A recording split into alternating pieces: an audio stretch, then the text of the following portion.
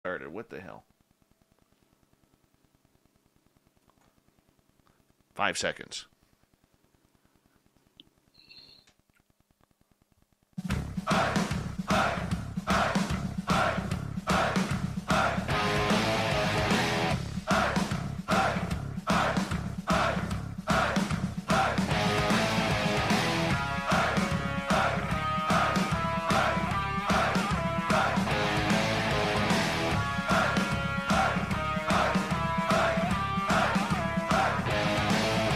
From the mountains of central British Columbia to you listening around the world, this, my friends, is Spaced Out Radio.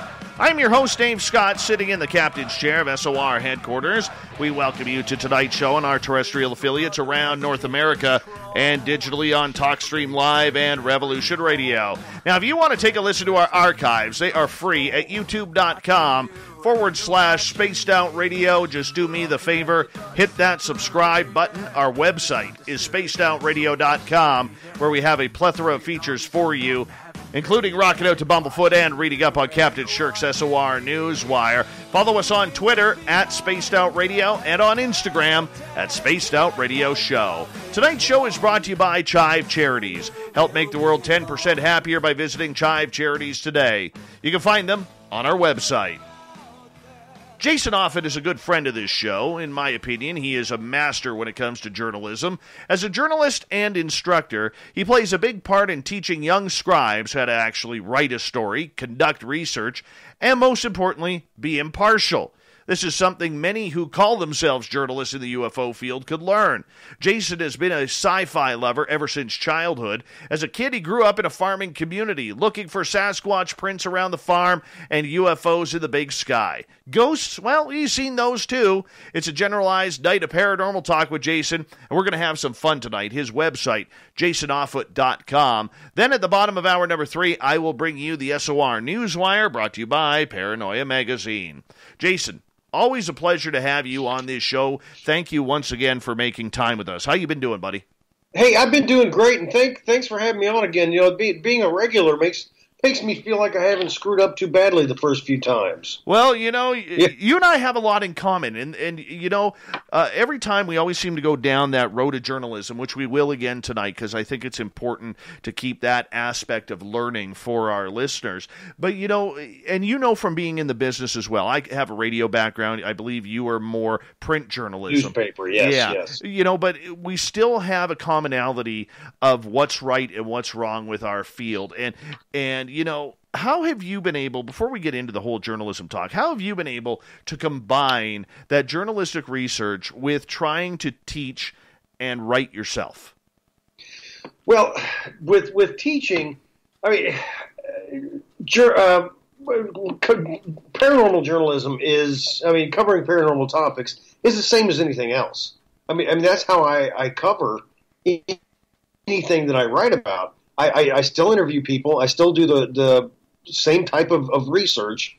I still go to the site where something allegedly happened and interview people. I mean, that's nothing really changes when it comes to teaching that. Once every 3 or 4 years, I offer a class called Paranormal Journalism, and that's what I try to teach my journalism students, is that it's all the same. If somebody has had a UFO encounter or seen a ghost or encountered something big and hairy in the woods, I mean, this is as serious as, you know, writing about a, you know, car wreck or, you know, a bank holdup. I mean, it's the same thing. You cover it the same way, and you don't lead with Harry and the Hendersons. You don't lead with the X-Files or Ghostbusters, because that just makes fun of it. We're treating these people seriously because that's how that's how they're treating themselves. They experience something, and it's just your job to flat out report on it.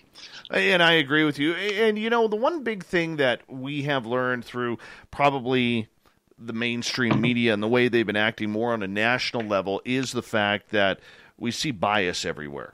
How hard is it these days for you as an instructor to teach unbiased journalism? I mean, what a lot of people forget, especially journalists themselves, is that our job is to be judge and jury for everybody, to be the people's watchdog, to be the people's police, to be everything to protect the public. And yet, for some reason, over the last 20-some years, especially on a national level, we have really seen an influx of choosing political sides and political slant, and that's the way we're now covering it, which isn't healthy, in my opinion. How about for you? How are you teaching these young scribes how to call it down the middle the way they should? Man, it's frustrating. National media, especially the things that college students, they get a lot of their news from social media, which is exactly the wrong place to get news. But they're exposed to the bias all the time. One of the first classes that I teach these students in is an introductory course, and I try to show them how to spot the bias, because a lot of times it's hidden. Sometimes with the case of MSNBC and Fox News, it's not so hidden, which I kind of respect the people. The type of journalists who don't try to hide their bias, because they're easy to pick out, so you can avoid these people. But I show them how to use the media, how the media uses them, and the fact that what we're doing as journalists is one thing. We're telling the truth to the audience, and above and beyond anything else, you're telling the truth. So I don't care what your personal opinion is, it has no place. You're not telling the story. The people you're talking to are telling the story, and let them tell it their way. And a lot of times, I mean, the students generally grasp that. It's when they get out into the world, and especially when they work at a smaller market, it's not so bad. But whenever they go out and work for a national market, they just they play the game like everybody else does, which is unfortunate. Yeah, you get sucked in. You absolutely get sucked in. And, it's hard because I see my former radio station in Vancouver, posting very misleading, almost like clickbait headlines now. And for me, I find that, kind of disgusting in a way, because, that's not their job. You know what I'm saying? Mm-hmm. It's not their job. It doesn't matter whether you agree with it or disagree with it personally. That's not your job. Your job is to not slant the public in any way. But we could go off on that all night long. And I do want to preface to our audience tonight, okay, we are a non-political show.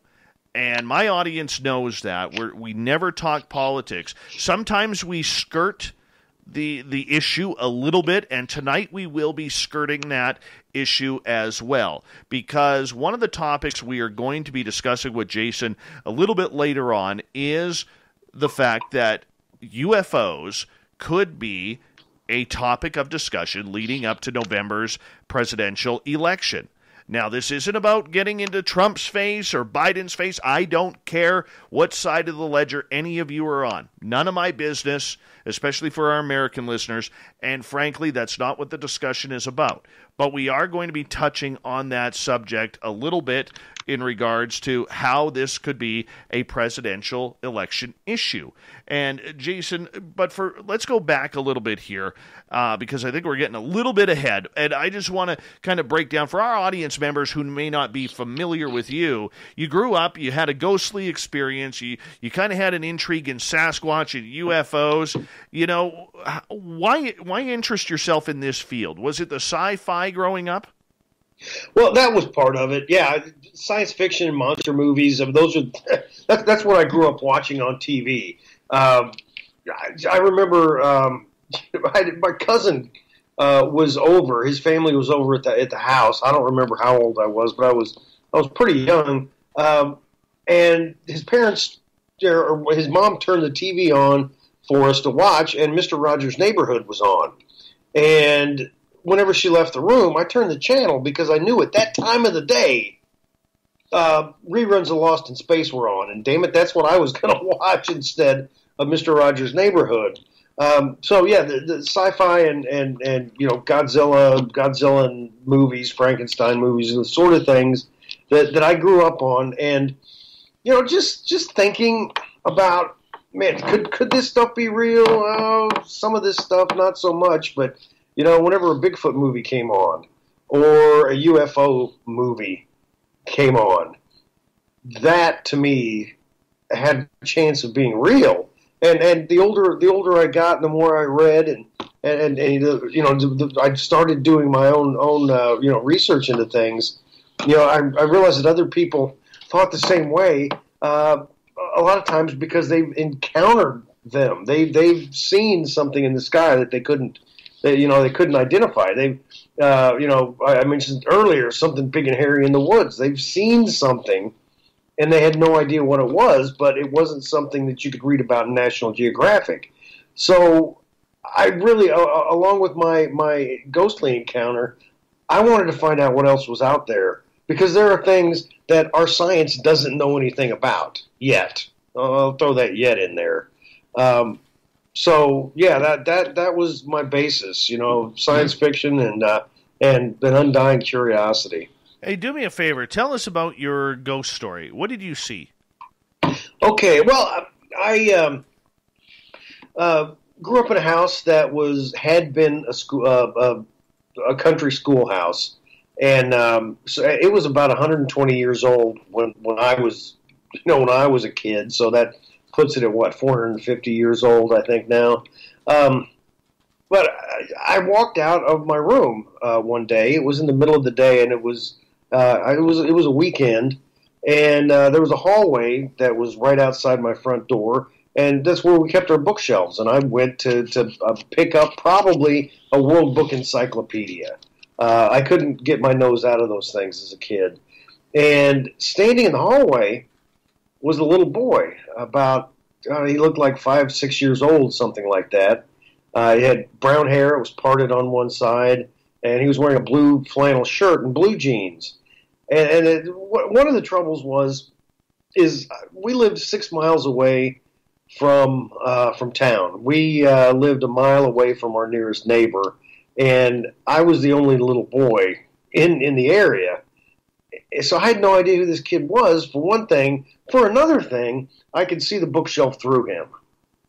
So I stood there and I stared at this figure, and he stared at me, and at one point he blinked. It could have been 5 seconds. It could have been 30 seconds. I have no idea how long it was. But when he blinked, that broke the shock I was in, and I turned around, walked into my bedroom, and shut the door. And then I didn't talk to anybody about it for 30 plus years before I talked to my family. But yeah, that's what I saw. I saw a full-bodied apparition in my house when I was about 8 or 9 years old. At 8 or 9 years old, how are you not crapping your pants and crying your eyes out? Dear God, I don't know. I've asked myself that question over the years, but I found something strange interviewing people who've seen ghosts in their house or shadow beings in their bedroom, is that a lot of times these people will close their eyes or pull the blanket over their face and go to sleep. I mean, how can they do that? I guess it's the same thing with me just turning my back and walking into my room. People do strange things when encountering the unknown. You know what? I can tell you point blank that when I saw my first ghost, okay, I thought it was my daughter. And then I realized that when I had fallen asleep on the couch, that my daughter had come down the stairs because she was a sleepwalker. She was about 2.5, 3 years old at this time. And, she was still small enough to cuddle up on Daddy's chest, and I had my hand on her. But I guess I fell asleep, and I was facing the back of the couch, and I had her head using my right arm as a pillow, And then I rolled over because I woke up. My neighbor's dog was barking annoyingly. I roll over to the other side to slip off the couch, and I'm going to stand up and pick her up and take her up to bed. It's like 4 a.m, and as I roll over, there's a little girl standing right in front of me, about 1.5 feet away. And I could see right through her. And I'll tell you, I did what any man would do or should do. I screamed, and then I grabbed the blankets that was covering me and my daughter, and I threw them over my head. And, all of a sudden you start that panic breathing, that, and I literally pinched myself to see if I was awake. And I took a deep breath, like, okay, roll over. Let's see if this is real or not. And she was gone. Oh, my God. I've never been so freaked out in my life by something like that. But I don't know how you did it at 8 or 9 years old. And here I am. How old was I? That was about 2001. 2001? Yeah, about 2001. 2002. So, how old would I have been? Oh, geez. Like 29? Long time ago. Yeah, as a kid, kids are really resilient. They can handle a lot more than we adults think they can. As an adult, though, if I would have seen that boy, I probably would have, I'd probably react the same way. I don't know if I would react the same way if it was an adult ghost that I saw. For some reason, child ghosts to me seem a lot creepier. Yeah, they really are. Jason, you also want to look into UFOs and Sasquatch. These subjects intrigue you as well. Why are you such why do you have such an intrigue in regards to these type of phenomena? I have always had a interest in science, in nature, in the real world. As a kid, I had 2 magazine subscriptions until I was a teenager, and those 2 magazine subscriptions were National Geographic and Mad. But the National Geographic was, I wanted to know about everything. I wanted to know about ancient history. I wanted to know about cultures and nature. I wanted to know how things worked. And when it comes to anything paranormal, supernatural, whatever word you want to slap on it, I've always wanted to know that too, because just because it's not known to science doesn't mean it's not real. We've got on average about 18,000 new species are discovered every year. 2/3 of them are usually insects, but still, that's something small. That's a lot of new discoveries that we still make on a yearly basis. So there's still so many things out there we don't know. And to me, ghosts and cryptids and UFOs are the sort of things that are really hard to grab a hold of, because you can't really take one and put it in a specimen bag. So those things are going to be hard to figure out, but it doesn't mean that they can't be figured out by science. They can't be proven by science. And I'm just trying to do my little bitty tiny part on getting stories of people, stories out there from people who've encountered these things. When it comes to encounters and those who you are talking to regarding this phenomena, what are you looking for? How do you know people are being honest and not just hitting you up for a cheap 5 minutes of fame? Well, I was a journalist for 17 years, and I'm a parent, so I think I've got a pretty finely tuned BS detector. I can generally, I think I can tell. I'm pretty confident, at least, if somebody's yanking my chain. And there are things that I look for.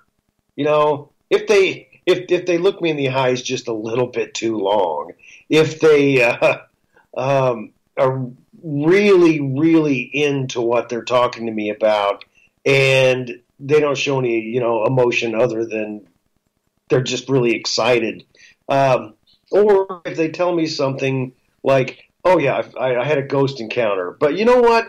I've also remote viewed ancient civilizations on Mars. I've seen Bigfoot. I've had tea with JFK. You know, if they start throwing out all these things, paranormal things that have happened, yeah, generally that to me is in the BS side of things. So if somebody to me seems like they're above and beyond the truth, I won't use their interviews. Do you think people, for the most part, are honest when it comes to telling their paranormal stories? Generally, I do, because if they don't have anything to gain, you know, why are they telling me the story? And more importantly, if they seem to have something to lose, why are they telling me the story? Cases like a famous case in Ashland, Nebraska, back in 1967, I think. There's a guy named Herb Shermer. This has nothing to do with me. I didn't talk to Herb because I was 2 at the time. But he was a cop, and he had a UFO encounter where he talked with the occupant of the UFO, and he had missing time and all this other stuff. And one of the cops he worked with said, "Don't make a report on this. You're going to regret it because this is going to happen, this is going to happen, and this is going to happen." But he made the report anyway, and then his life was a living hell. So if somebody talks to me and I know that they're not benefiting, but they might suffer from telling me their story, why wouldn't it be real? You know, why would I had a guy? It was really cryptic how he contacted me. And then when I finally talked to him, he'd had esophageal cancer. He was dying from it. He was talking to me through a device that he held up to his throat to catch the vibrations, and he wanted to tell me a story about something he saw when he was a kid, and it was his father meeting an army buddy of his.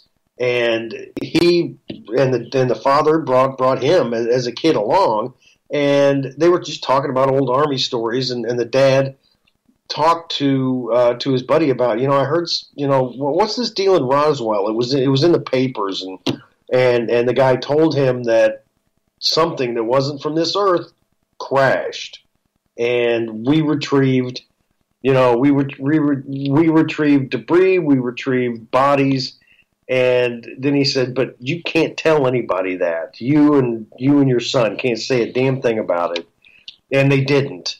But this guy wanted to get that out before he passed away from cancer. And the thing that really led me to believe that he was telling me the truth, plus the fact that he didn't want me to use his real name. So he wasn't in it for glory. He didn't want his name out in public. So that sort of thing, makes me think that he's probably telling me the truth.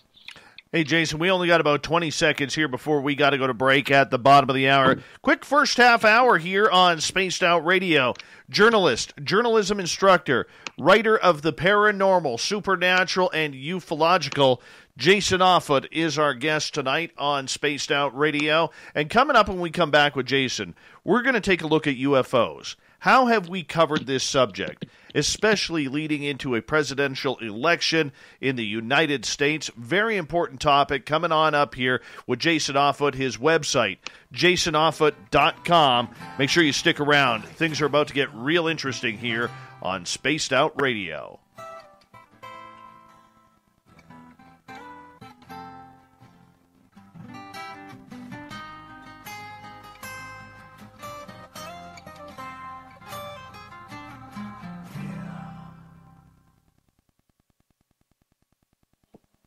All right, we're clear. All right, cool. Remember, we're still live on YouTube here, so.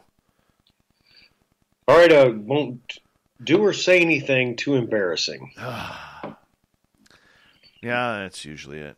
My buddy Mike's talking about in the chat room here about how he saw my carpenter ghost in my house one night. I have a carpenter. I have a ghost in my yard. Okay, that is an ex-carpenter. I leave wood in my carport just so he can build things. Now he never does. Maybe on his end he does, but on my end he doesn't. But he's a good dude. Well, that's too bad. That could be really handy if he actually would build things. Exactly. Trust me, I know. I need my sink fixed. That's yeah. I need a plumber ghost to be haunting my house. All right. Oh, I need a good stretch and a good sleep. Hi, Ozzy Steve in the Spreaker chat. How you doing? Super Quest in the Spreaker chat. Good to see you. Hey, Ozzy Steve, give us an update on how your hair looks. We'd appreciate that. All right.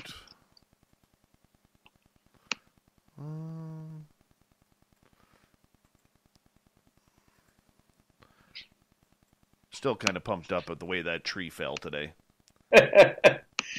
It feels good to do something like that. We had when we bought our house, just 10 years ago now. There was an old shed in the backyard, and it wasn't in the best shape. And I decided, my wife and I decided that we needed to tear it down. So I tore it down with a sledgehammer, and that last hit on one of the supporting beams, and it creaking and falling down. That felt great. Oh yeah.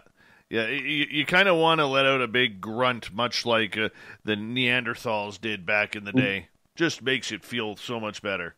Yeah. Yep. I still pronounce the H in Neanderthal. I can't stand it when people say Neanderthal.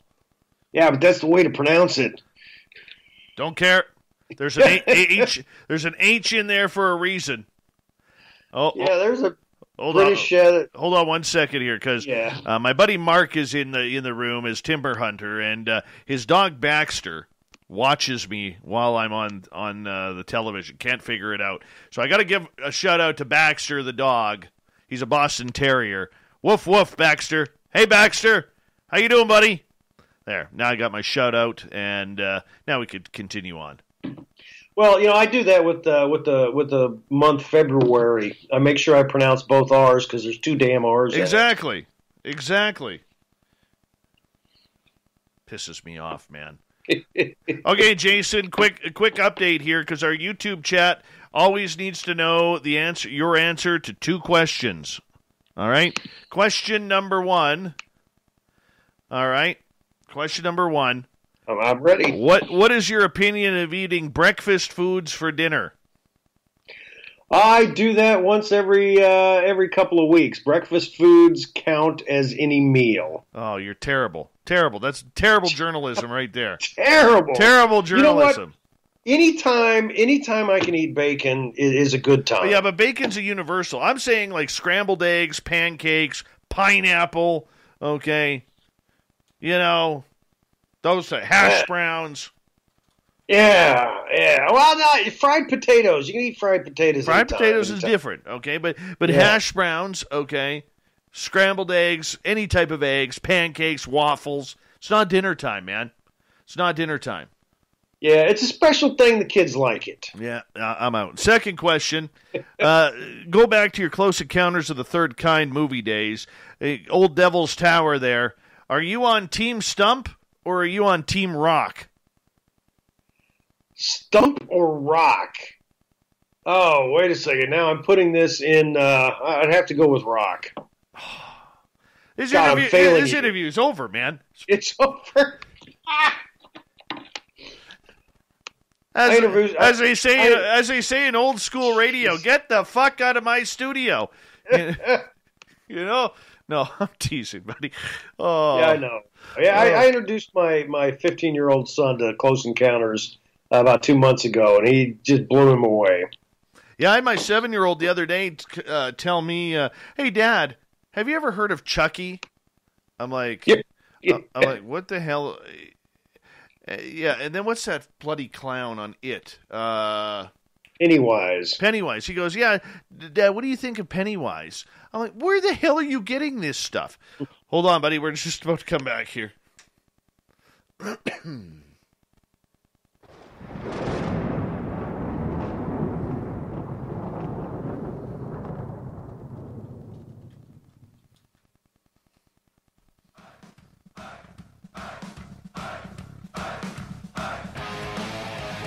Second half hour of Spaced Out Radio is underway tonight. I am your host, Dave Scott, sitting in the captain's chair of SOR headquarters. Appreciate each and every one of you tuning us in. Reminder to all of you that if you've missed portions of this show or others, check out our free archives by going to youtube.com/Spaced Out Radio. Just do me the favor, hit that subscribe button. Our website is spacedoutradio.com, where we have a plethora of features for you, including rocking out to Bumblefoot and reading up on Captain Shirk's SOR Newswire. Follow us on Twitter at Spaced Out Radio and on Instagram at Spaced Out Radio Show. Researcher, writer, journalist, journalism instructor Jason Offutt is here tonight on Spaced Out Radio. We're going to get into a little bit of a heavy topic here because Jason is a longtime journalist, so we're going to discuss the merits of journalism in UFOs. I want to give his website first, jasonoffutt.com, which I highly suggest you check on out. Jason, welcome back. Thank you. All right, let's get into it right now. The past couple years, we've seen a major influx in the UFO UAP subject becoming headline news and not shoved in the corner, as you stated earlier, with the X-Files theme song or Harry and the Hendersons or whatever it may be. First, your overall thoughts on the way journalism has portrayed ufology over the last 2 years. Over the last two, not just journalism. Let's go with the big daddy, the old gray lady, the New York Times. Any newspaper can break a story on UFOs, and it's not going to get the kind of attention the New York Times did. And in 2017, the New York Times published a story on the front page about a UFO program in the Pentagon, and this included encounters with the Navy pilots had with objects that looked like Tic Tacs that were flying in ways that we can't fly.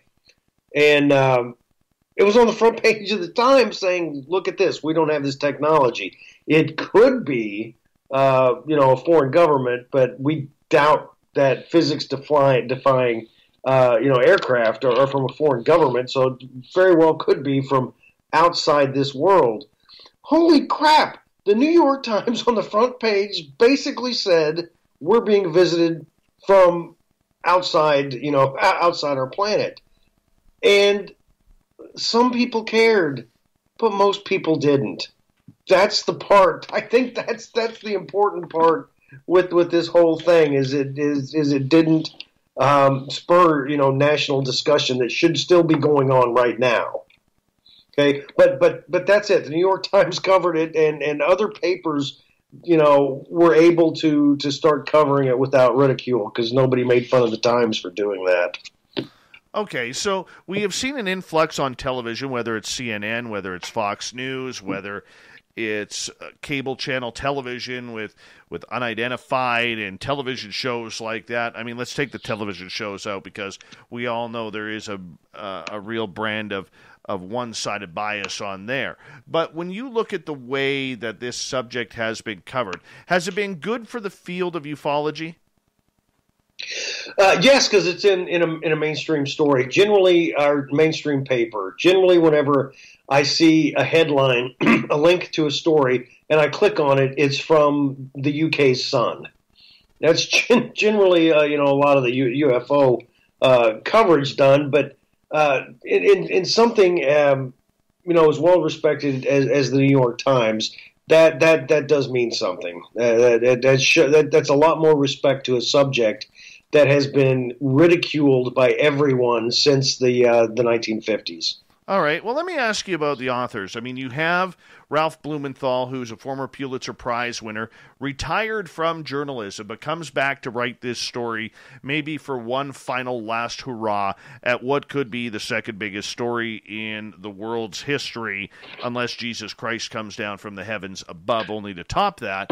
Okay, but then you have Leslie Kean. Okay, this is the interesting one for me, because she's a freelance journalist.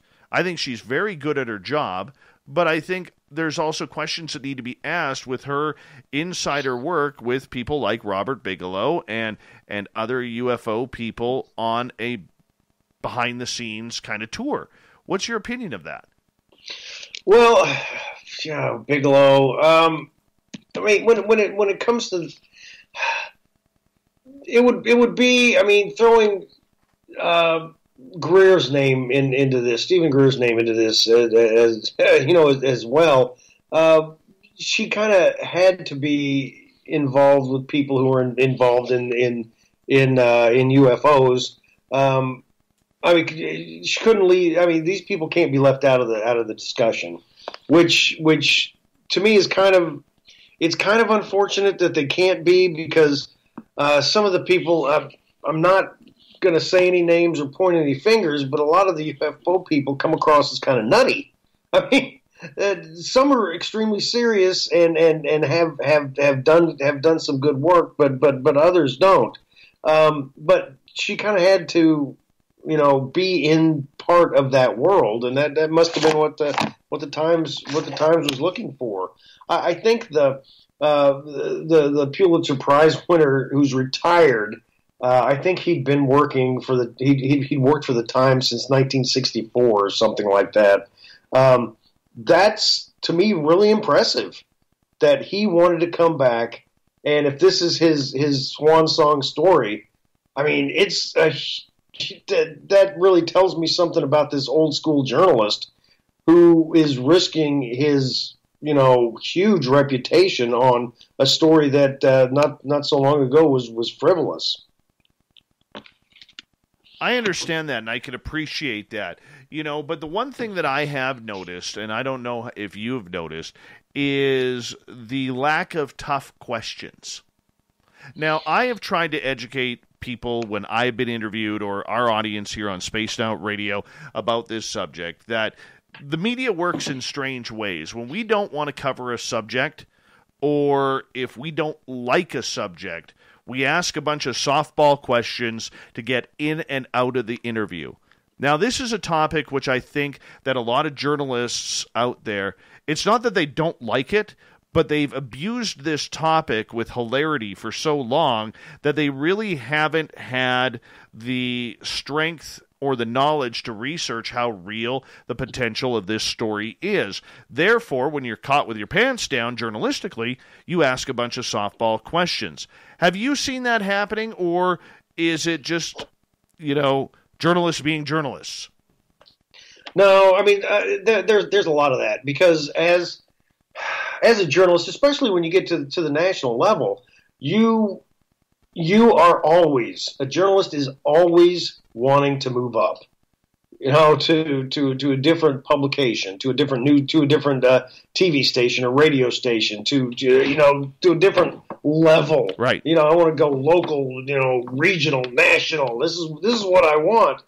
And UFO stories have always been poison. If I get stuck with a UFO story, my God, that's going to tarnish my reputation. When I was in the industry, I got the spiritualist convention. I got the ghost sighting. I got the UFO sighting because my editors, one, realized that there was going to be interest in it, but also none of the other reporters wanted it. Because of that reason, they didn't want to be, oh God, I don't want to be the guy who covered the UFO story. But I was. I didn't care what it did to me. I wanted to talk to people who may have seen something, unexplainable. But there's a lot of that, a whole lot of that out there.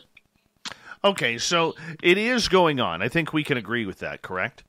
Yes, okay. Absolutely. So with that going on, Okay, then you take the fact, and without mentioning names, because I don't like calling people out to their name here.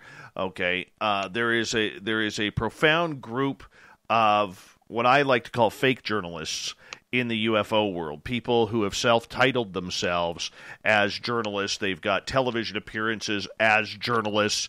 They've got conferences to speak at because they claim they are journalists. They're getting a lot of opportunities lying about the title. When I say to you, if you lie about your title, how can we trust your research? From a journalism level, why do you think the title of journalist is abused in this field?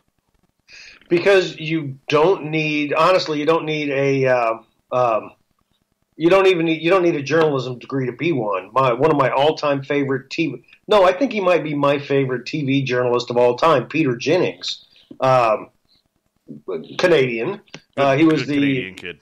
Good, yeah. He was, the evening news anchor for years for ABC News in the States, and he didn't even graduate high school. Okay, so as a journalist, you don't need a degree. You don't have to go through a board certification. You don't have to pass the bar exam. If you just, want to go out there and, I'm talking to you, I'm a journalist because I'm going to put this on my blog, you can do that. See, I disagree with you on that. I think there's a big difference. George Knapp, who I've talked to and I absolutely idolize and adore, he has stated there. I agree with you in a point where citizen journalism or amateur journalism or blogging is very important. But the title of journalist or investigative journalist is abused in this field. Right now, absolutely it is. But you also have to look at it. If you go out and claim that you're a police officer or a doctor or an attorney, you can be arrested. I mean, those are things you can't lay claim to. There's no such law about journalists. You can claim you're any kind of journalist you want to without fear of any sort of retribution. And until you're exposed in the public eye, if you do something shady or just outright wrong. No, and I understand that, but if you don't know how to work in the business, all right. If you don't, and this may sound a little egotistical, but I think those of us who have gone through the gamut and actually worked in the field. Okay, there's a difference between all of a sudden saying, well, I write a blog and Joe and Jane Smith decided to tell me about their UFO story, so now I'm a journalist. That's not how it works. Right, I know, but there are people who've done something like that who've gained, some modicum of respect. Matt Drudge.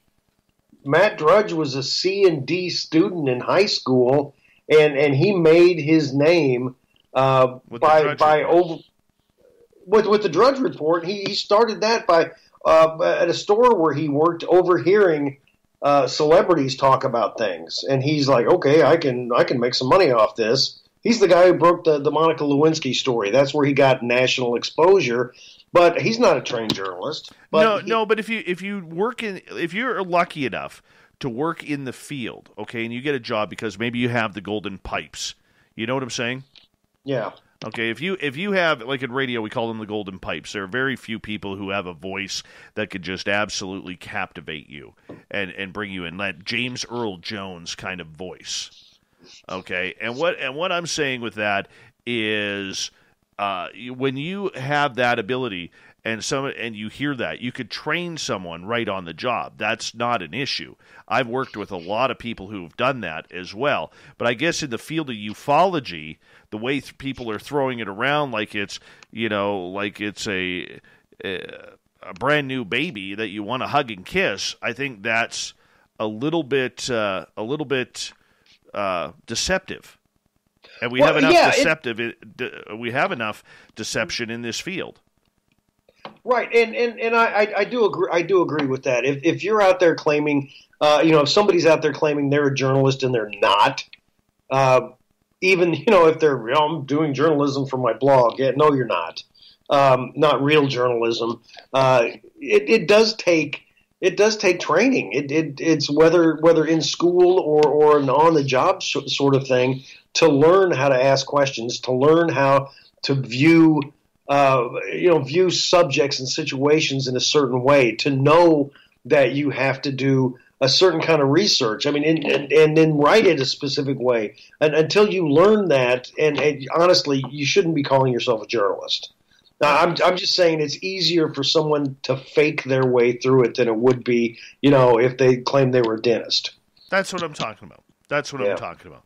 All right, so let's get into the way journalism has been covered in UFOs, because in the next half hour, we're going to get a little bit, we're going to skirt the political side of everything. The way it has been covered within the field, okay, there have been people who are, writing very, very high quality, yet a little slanted pieces on the To the Stars Academy. There's people who've been writing against the To the Stars Academy. There's people who are trying to keep it down the middle. There are those who are just writing articles in order to kiss butt to try and get interviews. Where do you stand on the way that this topic has been covered overall in the UFO field? Well, To the Stars Academy. This, I don't know what to. I don't know what to think. How many years has it been around now, and I still don't know really what to think of it. Actually, October 11th will be 3 years. Be 3 years. I think a lot of it has to do. I mean, I appreciate Tom DeLonge's passion. Because if I, all of a sudden had all this money and my passion has been UFOs, why not spend that money to go look for them? So I do appreciate that, but I think the fact, because I was reading something today and it was talking about, they mentioned Tom DeLonge, and they always mentioned Blink-182.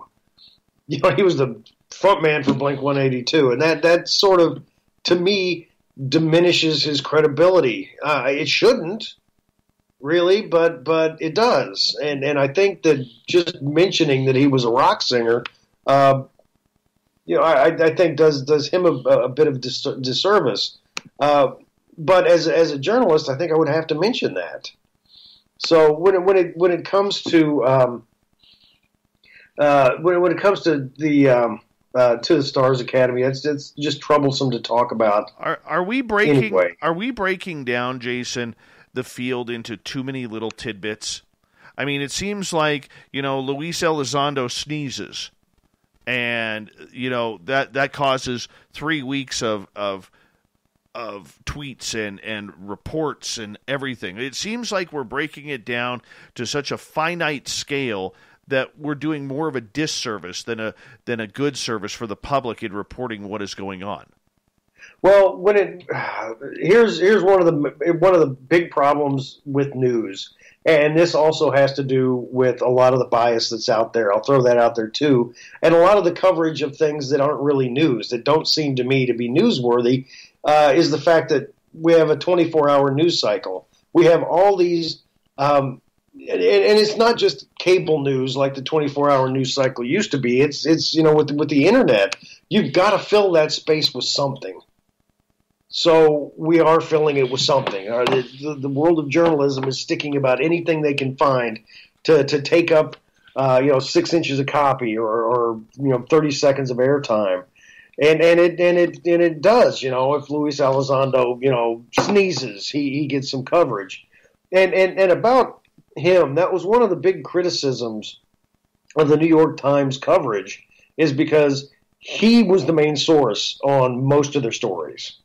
And I understand why he was, but you need more than just him to make it credible. Okay, so what do you think about the fact that doesn't matter whether it's on the alternative side of the media or the mainstream side, every UFO story contains the same people. It's always Luis Elizondo, Chris Mellon, Harry Reid, the former Nevada senator, it's Nick Pope, or it's David Fravor, the F-18 pilot. we never seem to see any alternative views. And I look at people like Linda Moulton Howe, Richard Dolan, Grant Cameron, Steve Bassett, who has been championing this cause for 30-plus years. Okay, I look at all of these people who are not getting a sniff of media coverage after decades of working on this field of both the frontline press as well as behind the scenes. Doesn't that show a real slant of bias, or am I seeing that wrong? No, well, it does, but it's also the fact. Well, no, it does show bias, because these people are saying what the reporter either wants them to say, or that sounds the best. If Linda Moulton Howe says a lot of really interesting things, but she's so passionate. I don't know. They might be frankly afraid to interview the woman, because she gets really involved in her interviews. Somebody like Richard Dolan, why the hell don't they interview him? He's extremely knowledgeable, and you couldn't ask for a calmer guy in an interview. So I don't know why some people are picked and others aren't, other than the fact that they'll make a louder splash, potentially. Because it's all about ratings. It's all about copies of newspapers sold. It's all about ad revenue. So whoever's going to make the news outlet the most money by yelling the loudest is going to be the one that they put on. Well, and that's kind of why I'm worried about this, because who is handing these continuous experts, if we could call them that, to them? I mean, how has the media not reached out? If this is a story, how have they not reached out to even Google the field to see who the names are outside for a differing point of view? They're missing a huge part of the story. We're right. It's lazy. It's lazy journalism. Bassett, didn't he talk in front of a congressional committee? Am I thinking of the right guy? Yes. I think he did. That's one of the reasons probably that they will interview him. Harry Reid, how many U.S. senators have talked about UFOs the way he has? Not many, or even not any. So that's pretty much a gimme that people are going to talk to him, because he's saying what they he was in a position of power to potentially know something. So I can see that, but other people, I don't know. You're right. It is biased. We're hearing the same things over and over again. Well, and that's kind of, are you okay there? You slipping up, or are you putting up a new picture or something? Yeah, no. The cat wanted outside. And he was gonna goodness! Always the cat. He was going to start loudly complaining. So I had to get up and let him out.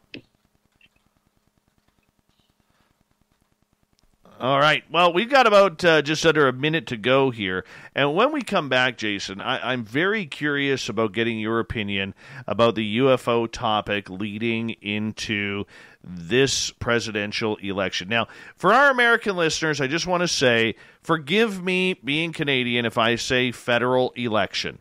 All right? Because up here we have federal elections.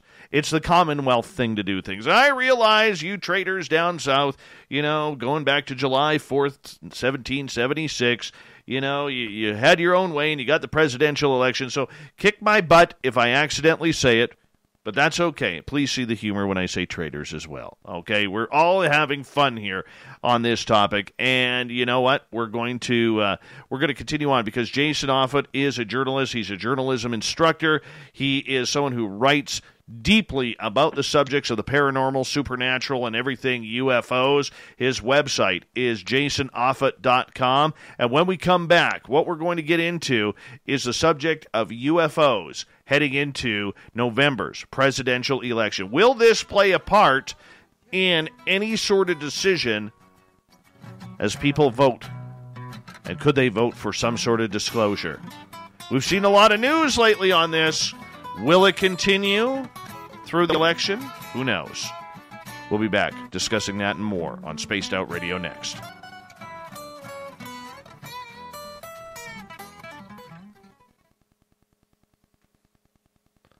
And I hope all of our American listeners are like, you bastard, calling us traitors. You were traitors! You were traitors! They'll think it's funny. I hope so. Yeah. Treasonous bastards.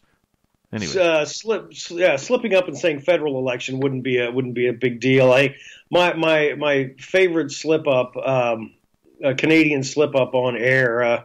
I was in Minnesota and I was listening to the CBC, and the reporter was talking about a famine somewhere, and instead of famine, he said salmon.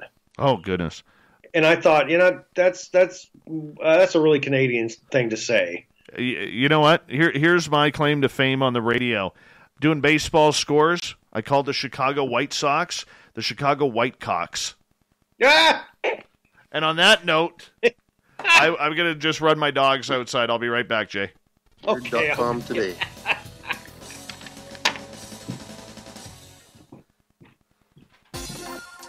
For the price of 1 cup of coffee a month, you can become an SOR Space Traveler.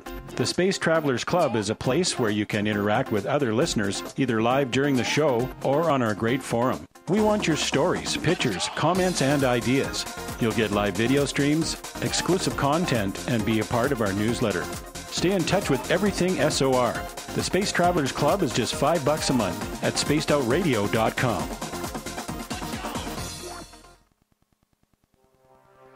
We are scouring the world for the most intriguing stories of your day. Take the time to read up on the SOR Newswire, where our team, led by Captain Shirk, will deliver to you some of the best paranormal and supernatural news, along with some stories that will blow your mind from the weird to the wacky. It's the news outside the news that piques interest, and that's what we're looking to deliver to you. The SOR Newswire, only at spacedoutradio.com. Get your horns up with me on Spaced Out Radio. This is Ron Bumblefoot Thal. Come tune in to SOR, where you can hear me rock out with Little Brother is Watching, the official theme song of Spaced Out Radio. And then come on over to bumblefoot.com, where you can find out about my tour schedule, my music, and everything else. Bumblefoot.com keeps you up to date on what I'm doing and the best way to stay in touch with my music and music camps. Sign up for my newsletter at bumblefoot.com, and remember, Little Brother is watching. Hi there, this is the paranormal lawyer Michael W. Hall. I'd like to invite you to listen in each Sunday night, where we're going to open up your eyes to everything strange and paranormal. I will be hosting some great guests with topics that affect us all, such as UFOs, ghosts, and everything paranormal. Let's learn together on Spaced Out Radio Sunday with myself, Michael W. Hall, the paranormal lawyer at spacedoutradio.com.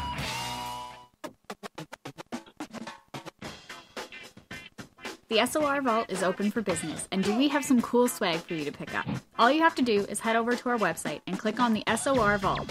You have a variety of cool logos to choose from, and put them on anything you want. T-shirts, hoodies, hats, coffee mugs, you name it, we can get it to you. So do your shopping by supporting the store you love. Get your Spaced Out Radio swag at the SOR Vault today.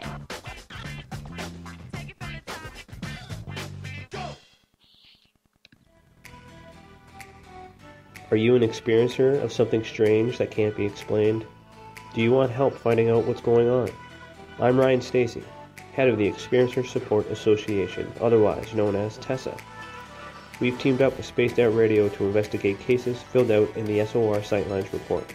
We are independent, and there's no cost to what we do. All we need is your experience. Let's find out what's happening together on the SOR Sightlines report. Hello, Space Travelers. It's me again, Carl. Don't forget to join the Space Travelers Club for just $5 a month. And follow Spaced Out Radio on Twitter at Spaced Out Radio. Our Instagram, Dave Scott SOR. Our Facebook page is Spaced Out Radio Show. Our archives are free at youtube.com/Spaced Out Radio. Come woo it up with Spaced Out Radio today. Bye! All right, we got 2 minutes, buddy. 2 minutes. All right. All right.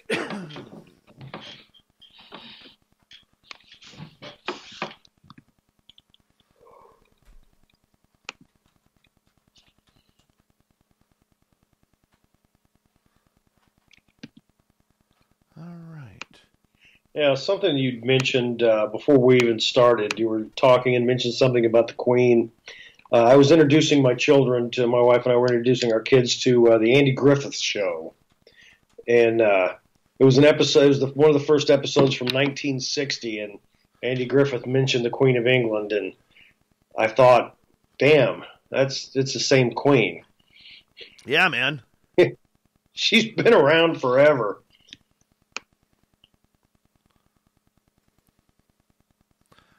She really. When did she take power? 1949 or something like that. Something like that, yeah. Queen Elizabeth II. Let's check out old Lizzie here. All right, let's see here. When did she take power? When did her reign start? Let's see here. 39. She served the war. Okay, 1951.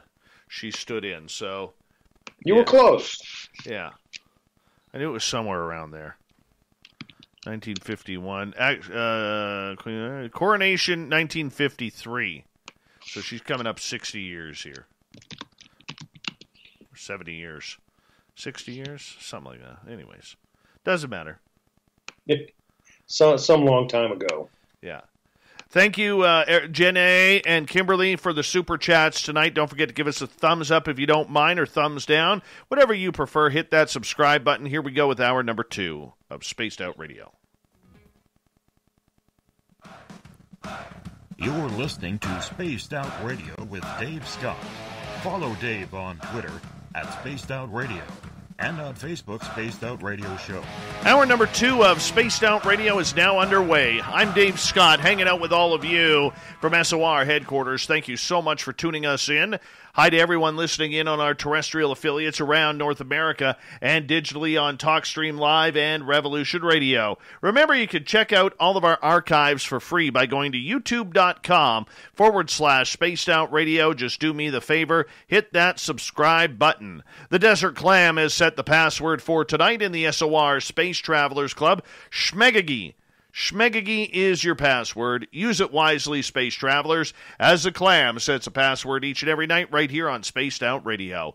Our website is spacedoutradio.com. We have a plethora of features for you, including rocking out to Bumblefoot and reading up on Captain Shirk's SOR Newswire. Follow us on Twitter at Spaced Out Radio and on Instagram at Spaced Out Radio Show. Journalist, teacher, instructor, freelance writer, researcher, experiencer, Jason Offutt is with us tonight. His website, jasonoffutt.com. And we're going to get into a little bit of a heavy topic here that we don't normally go. And once again, I want to forewarn people, okay, we don't do a lot of politics on this show, okay? And we're into a running for the presidential election in the United States.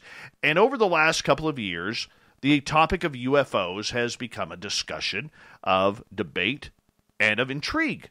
It's been headline news at times. It's been stories of the military. It's been stories of people like Marco Rubio looking for funding of taxpayers' money to research UFOs publicly. This is a big story, Jason, and we welcome back you to the show. Yeah, thank you. Yeah, the story's huge, and again, as I said earlier before the break, that it hasn't gotten, really enough coverage. I mean, if it was in the New York Times, where they said that these Navy pilots had seen something that they didn't understand, and that people inside the Pentagon have said that there's that they have materials that had crashed that were not terrestrial in origin. I mean, why didn't that, just take the world by storm? That's basically the U.S. military saying we've got something from outer space that crashed here on Earth. No, I agree. And it should be covered a little bit more. And, before we get into it, I have to say this. You know what's disappointing on a Canadian front, and I've said this on many Canadian interviews that I have done. All right. The Canadian media has covered the Tic Tac and Go Fast and all the videos that have come out and the news of UFOs Except, you know what? Not a single reporter has asked a Canadian politician on the record about what's Canada's role in this subject. How can you cover it from a U.S. standpoint, but you don't look for reaction from your own government? No, that's a great question. You know, what does the Canadian government know? Probably as much as ours does on this. And yeah, that's not a question. But I'm trying to remember his name, Paul Hellyer. Yes. Yes, former Canadian Defense Minister came out and was talking. He did talk about this, and it got some headlines, but it was kind of dismissed by the world, Very true. which I thought was interesting. Very true. Very true. All right. I mean, that is a hell of a position to have, the defense minister, and now you're being treated like you're insane. I don't see how those two go together. We're still trying to figure it out here as well, my friend. Still trying to figure it out here as well. Okay, but I want to get into, the subject of UFOs and UAPs, okay, because, whether or not you like Donald Trump, okay, and that's not up for debate on this. We're not getting into, anything about the election, but whether or not you like him, he is the first president to be asked and about UFOs so many times. I mean, he's been asked about Roswell. He's been asked about UAPs, whether or not he's seen the videos. Tucker Carlson has asked him about that. I know he doesn't do interviews with CNN. I wish he would. All right. But the idea is he hasn't shied away from this question. He hasn't pushed it to the side like other presidents like Obama and Bush and Clinton and Carter and Reagan all did. All right. So when it comes to it, and that's just in recent history, when it comes to it with UFOs, all right, is this going to be a hot button topic come the 2020 national election for the presidency of the United States? If it was going to, I think it would have by now. I try not to get excited by these things because they usually don't pan out. But there were some hints for the 2016 election. This was going to be something when Hillary Clinton's chief of staff, Podesta, can't remember his first name, but he was talking about UFOs. Hillary on the Jimmy Kimmel's show was talking. That came up. UFOs came up, and she, right off said, "Well, Jimmy, it's called unexplained aerial phenomenon now, not UFO." And so she talked about it, and people were thinking, "Ooh, is Hillary Clinton going to be the ET candidate? Is she going to be the one who, if she gets elected, is going to tell everybody about this?"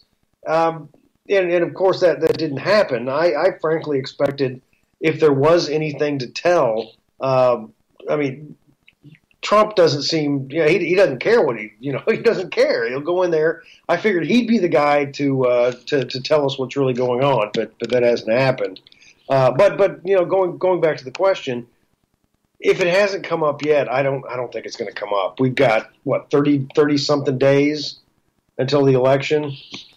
Okay, are you surprised it hasn't come up, considering in the last election, if we go back 4 years to 2016, John Podesta, who is working as Hillary Clinton's campaign manager, was egging on the media to ask the question, and it wasn't until a few weeks before the election that media members actually started asking about UFOs. Right, he was poking them with a stick. He was trying to poke journalists with a stick to get them to talk about this, and it didn't really take, but until it was close to election time. But this goes back to journalists being scared to tackle that subject. I really think it does. They don't want to ruin their career being the UFO journalist. Okay, is it career ruining now though, considering that this subject has made mainstream news, especially in the last couple of months with Marco Rubio coming out and asking for taxpayer funding for UAP research? As soon as, and you mentioned Harry Reid earlier, as soon as he started talking about it, we've got Marco Rubio asking for that. As soon as we get members of Congress talking about it, then it's not career killing because it's people in Congress are talking about it. So, I need to cover this. Whether or not they're going to cover it in the way that it needs to be, as we talked earlier, are they going to answer are they going to ask the hard questions? That's where we're going to run into a problem, I think, about them asking the right questions, asking the hard questions, and asking them to the right people. What are those hard questions? All right. You're asking for money for this, research to get to the bottom of things. What do you know? Do you know if unidentified aerial phenomena exist? If so, what aren't you telling us? Where do they come from? Do we have pieces of these craft? Can you tell me that with 100% certainty? I would ask those questions. And if you can't tell me, who can? What do you think they know? I've gone back and forth of this over the years.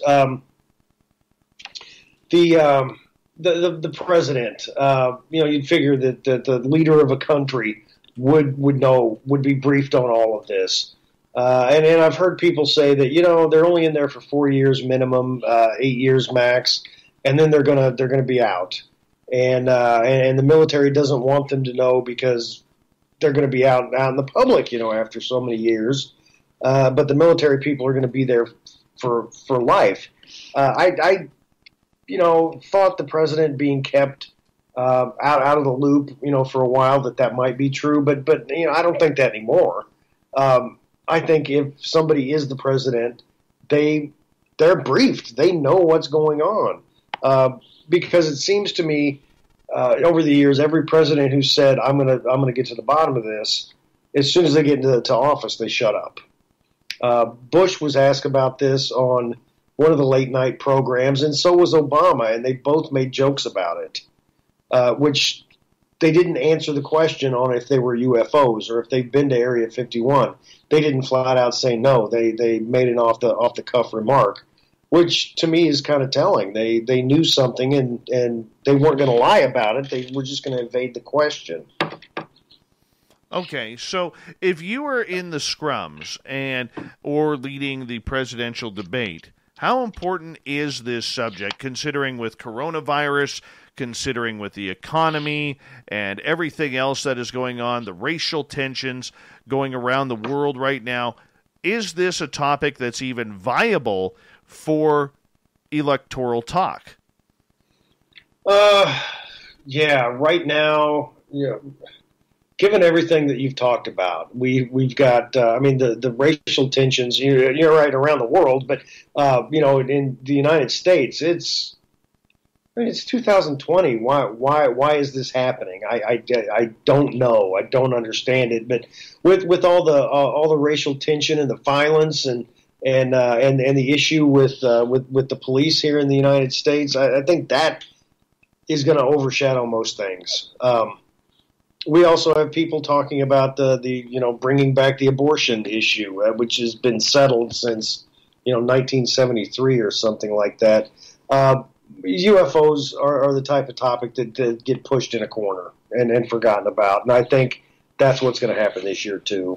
Okay, so with that happening, all right, is this a good thing for the politicians or the military more so that all of this is happening, sadly, but it's a good way to sweep this entire subject back under the rug? Well, I don't know if they think like that, but they could be, they could be relieved that they can hide this, because why would this information be hidden? I mean, I think it's pretty obvious that if the military have this technology, that they're trying to hide it from other countries. So I mean, that's understandable. But why would politicians try to hide this?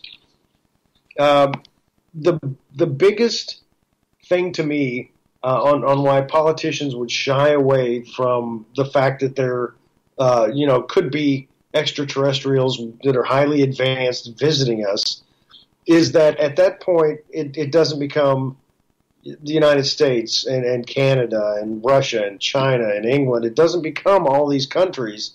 We're the world at that point. I think maybe that's what politicians are worried about, is if this becomes one world as opposed to a bunch of little factions on this planet, they're going to lose some of their power. They're going to lose the money that they really like. I can't think of any other reason why politicians wouldn't be okay with spilling the beans on the whole subject.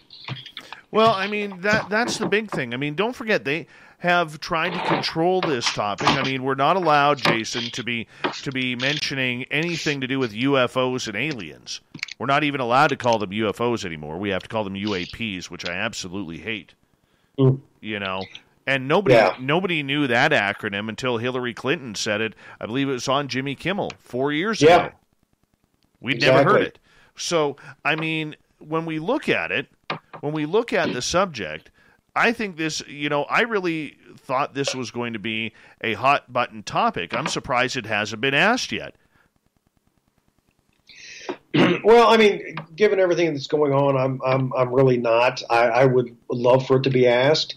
I mean, it's one of those things that if you were in a press conference and you've got other journalists asking questions about racial violence, you're asking about the economy, or you're asking about the wall, Trump's wall. You're asking about all these things. Then all of a sudden, somebody pipes up and says, "What do you know about extraterrestrials?" That's not going to win you any friends in the reporting circles at all.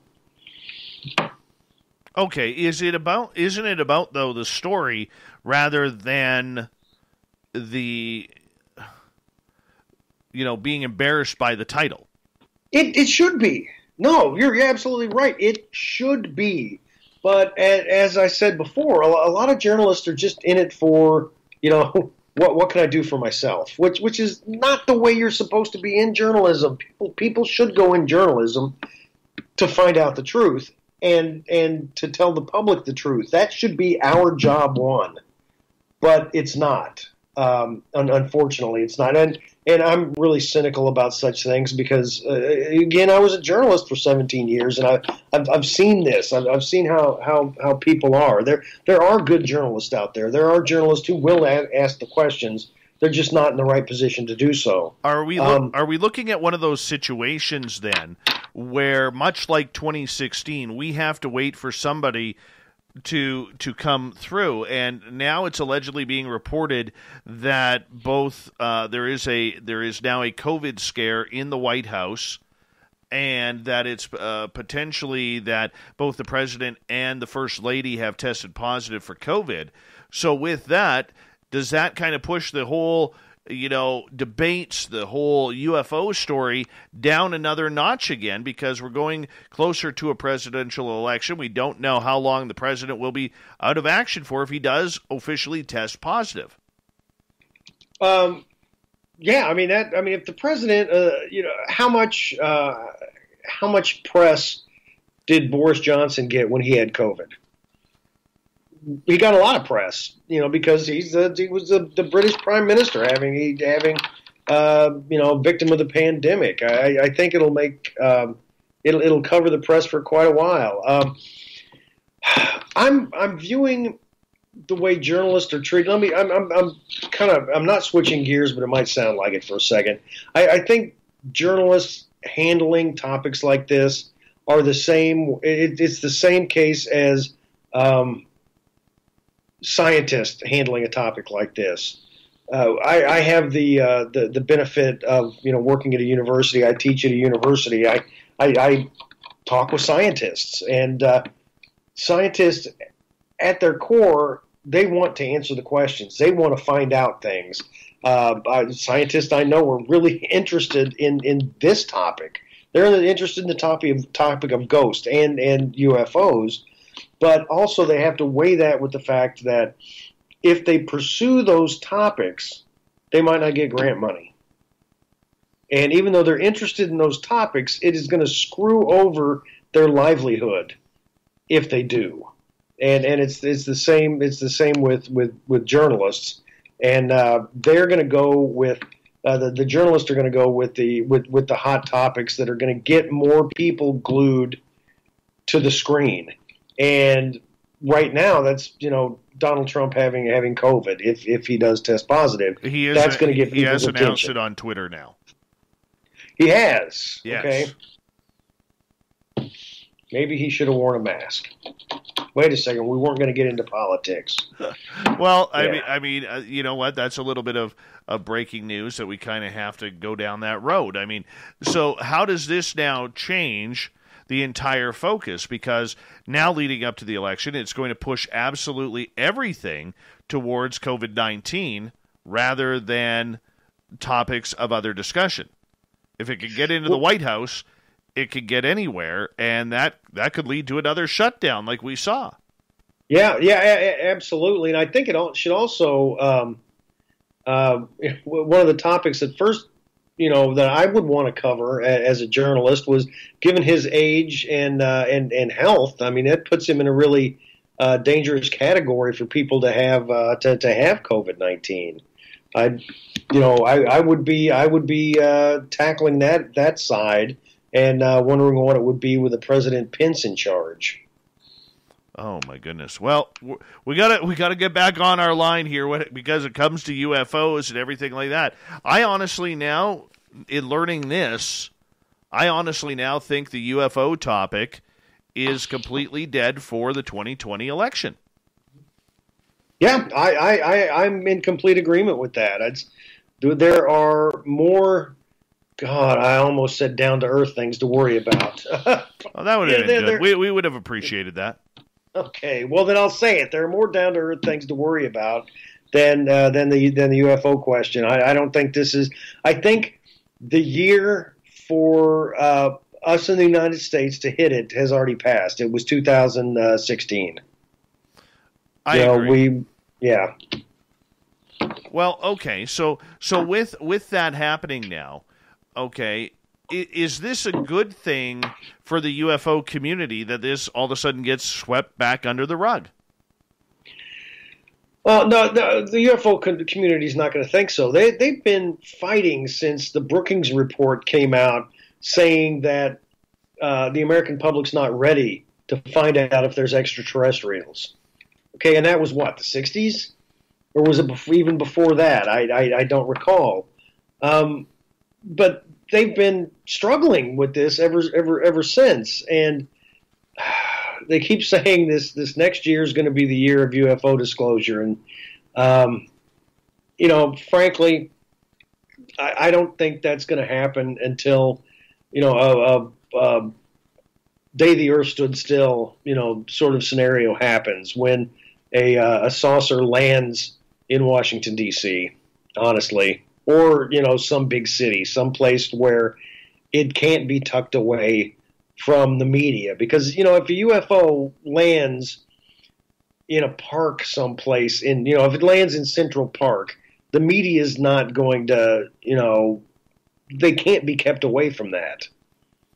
I think that's the only time we're going to know for sure. Again, I'm cynical. It's just amazing how quickly things can change. 15 minutes ago, we were talking about, why hasn't the topic come up? And now all of a sudden we're talking about that it's a dead subject. UFOs in the election. It's just amazing. That is what you call, moving the news dial right there. Moving the news dial. Jason, I'm going to get you to hold on because we are going to go to break at the bottom of the hour here on Spaced Out Radio. Jason Offutt is our guest, journalist, UFO researcher, writer, Bigfoot enthusiast, paranormal experiencer. He's done it all, and he writes about it, interviews people about it. His website is jasonoffutt.com, which I highly suggest you check on out. More UFO talk And we'll get into some ghost stories and everything with Jason coming back on Spaced Out Radio.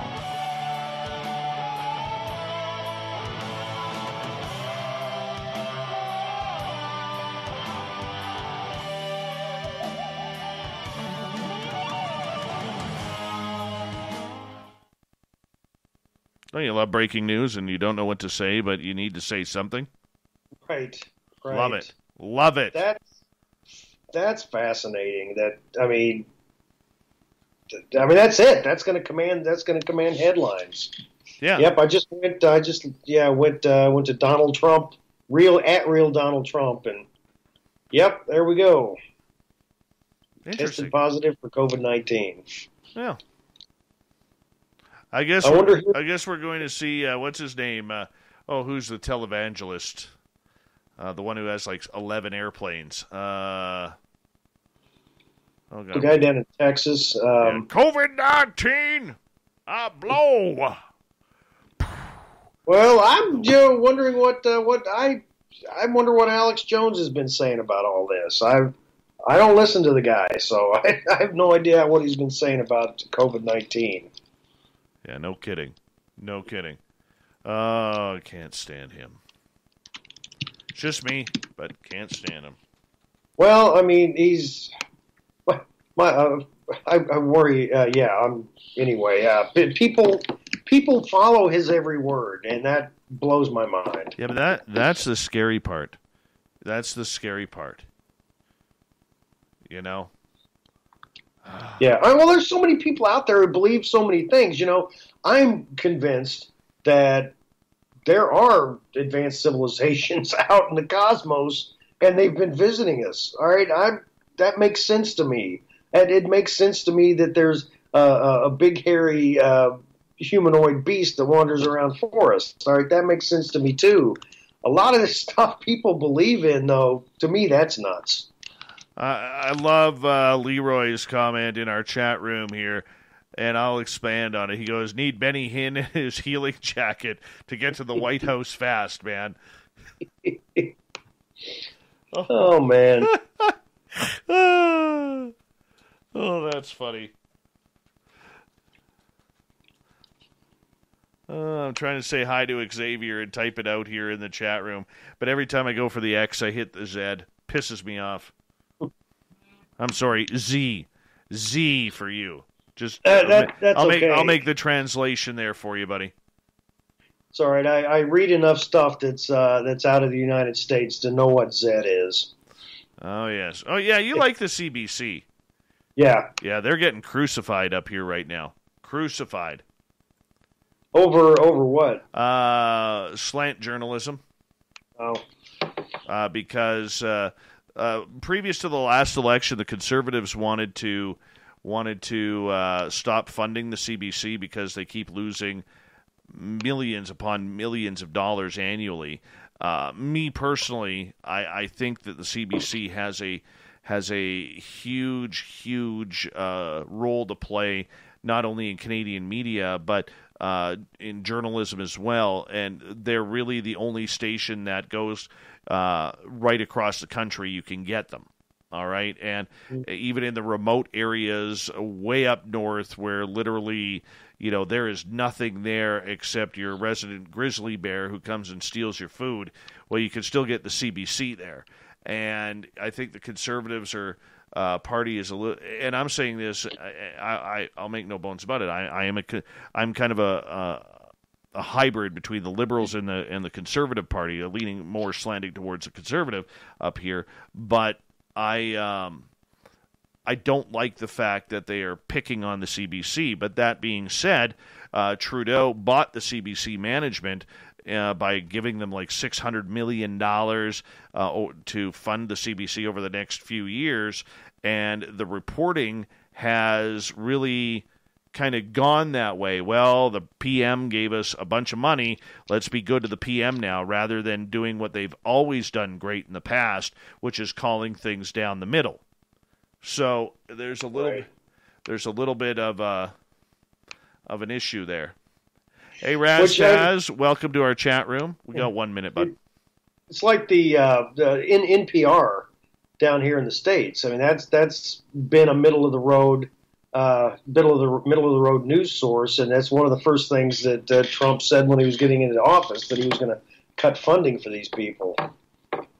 Yeah, and we don't have enough middle of the road down here. It's usually one side or the other. Yeah. Well, the crazy thing is, the National Enquirer fits more in the middle in the United States than like Fox News or MSNBC. Well, that's embarrassing. There is that new network out of Chicago that's starting that too.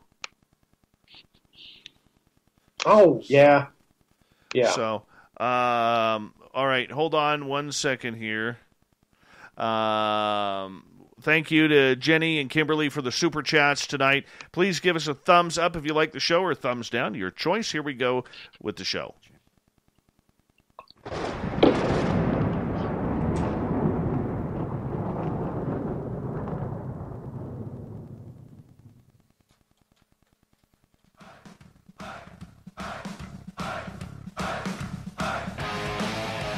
We pass the halfway point of Spaced Out Radio tonight. I am your host, Dave Scott, sitting in the captain's chair of SOR headquarters. Thank you so much for choosing to spend your time with us. I want to remind you that if you've missed most of this show or others, check out our free archives at youtube.com/Spaced Out Radio. Just do me the favor, hit that subscribe button. Our website is spacedoutradio.com, where we have a plethora of features for you, including Rocking Out to Bumblefoot, and checking out the SOR Newswire with Captain Shirk. Yes, we call her Shirky Poo around here. Follow us on Twitter at Spaced Out Radio and on Instagram at Spaced Out Radio Show. Here we got Jason Offutt tonight, and we're kind of going off a little bit of breaking news as U.S. President and First Lady have tested positive for COVID-19, which isn't good for the UFO crowd, because we are going to take this down a UFO road here. Because now the chances of UFOs becoming a hot-button topic on the election circuit is now pretty much over. Jason's website, jasonoffutt.com. Jason, welcome back. Thank you. In 2016, if the Libertarian candidate, Gary Johnson, had been allowed to debate, and this question came up, I think that would have been the most priceless live TV I would have ever seen, because he wasn't afraid to say anything. Okay. Jason, the fact that this topic, we were all hoping in the UFO field that it would be an issue. Maybe not a hot-button topic, but an issue that was brought up, whether it was in the debates or just in media conferences overall. And I'm looking at this, and I'm thinking there is not really an opportunity now for this to happen. Is this good for the people of the United States that this topic, at least for the next short term, will be shifted back to where it belongs, or where they feel it belongs, which is the not talking about it? We don't want to talk about this. Yeah, well, that all depends. If all of a sudden we have an alien invasion, which is not going to happen, but if we would, it would be nice to have been warned ahead of time. Keeping this topic down and not giving it validity by the people who know that it's a valid topic, I think is a serious problem. That not just that the United States public has. I mean, the public in other countries, from what I understand in Mexico, it's pretty common knowledge that these things exist. Okay, so is it even worth having this discussion now? Let me ask you that. It's always worth. It never hurts to discuss anything, honestly. So it would be worthwhile having this discussion. The problem is answers, and this is another reason why journalists don't really jump on and tackle this issue is, where are they going to get answers? If the military is not saying anything, if the politicians don't say anything, if you don't have any scientific experts saying anything, I mean, where's your story? Your story is that nobody told me anything. That's one of the problems. So if we get more people like Reed and Rubio, and if a 5-star general in the Air Force would come out and say, yes, these things are real, I think those are people to talk to. They're just few and far between. Too few. Okay. So how do we move on for this? How do we bring this back to it? Or what is your timeline now for seeing the UFO topic come back up? Or is this now a moot point leading into, I believe, the November election? Right. It's right now. I think it's a moot point. I think it was anyway, as we were discussing before. But now with the announcement that Donald Trump has COVID-19, I think it's even more. It's buried. It's buried right now, and I think any people in the UFO community, demanding that this topic be covered, it's going to fall on deaf ears. I want to shift gears here, my friend, because, I know you're somebody who loves to write about these subjects, and I'm going to throw a Bigfoot story out there. Now, maybe I see irony a little bit different than a lot of people, but one of the things that I found very ironic going back a year here. All right, 1 second here. We got to get Jason back. And let's just see if we can get him back here. Oh, you got to love it with Skype sometimes, but we'll try and get him right back here. Give me 2 seconds here. Give me 2 seconds as we ring him back. I hope his phone didn't die. Oh, he's trying to call me as I'm trying to call him.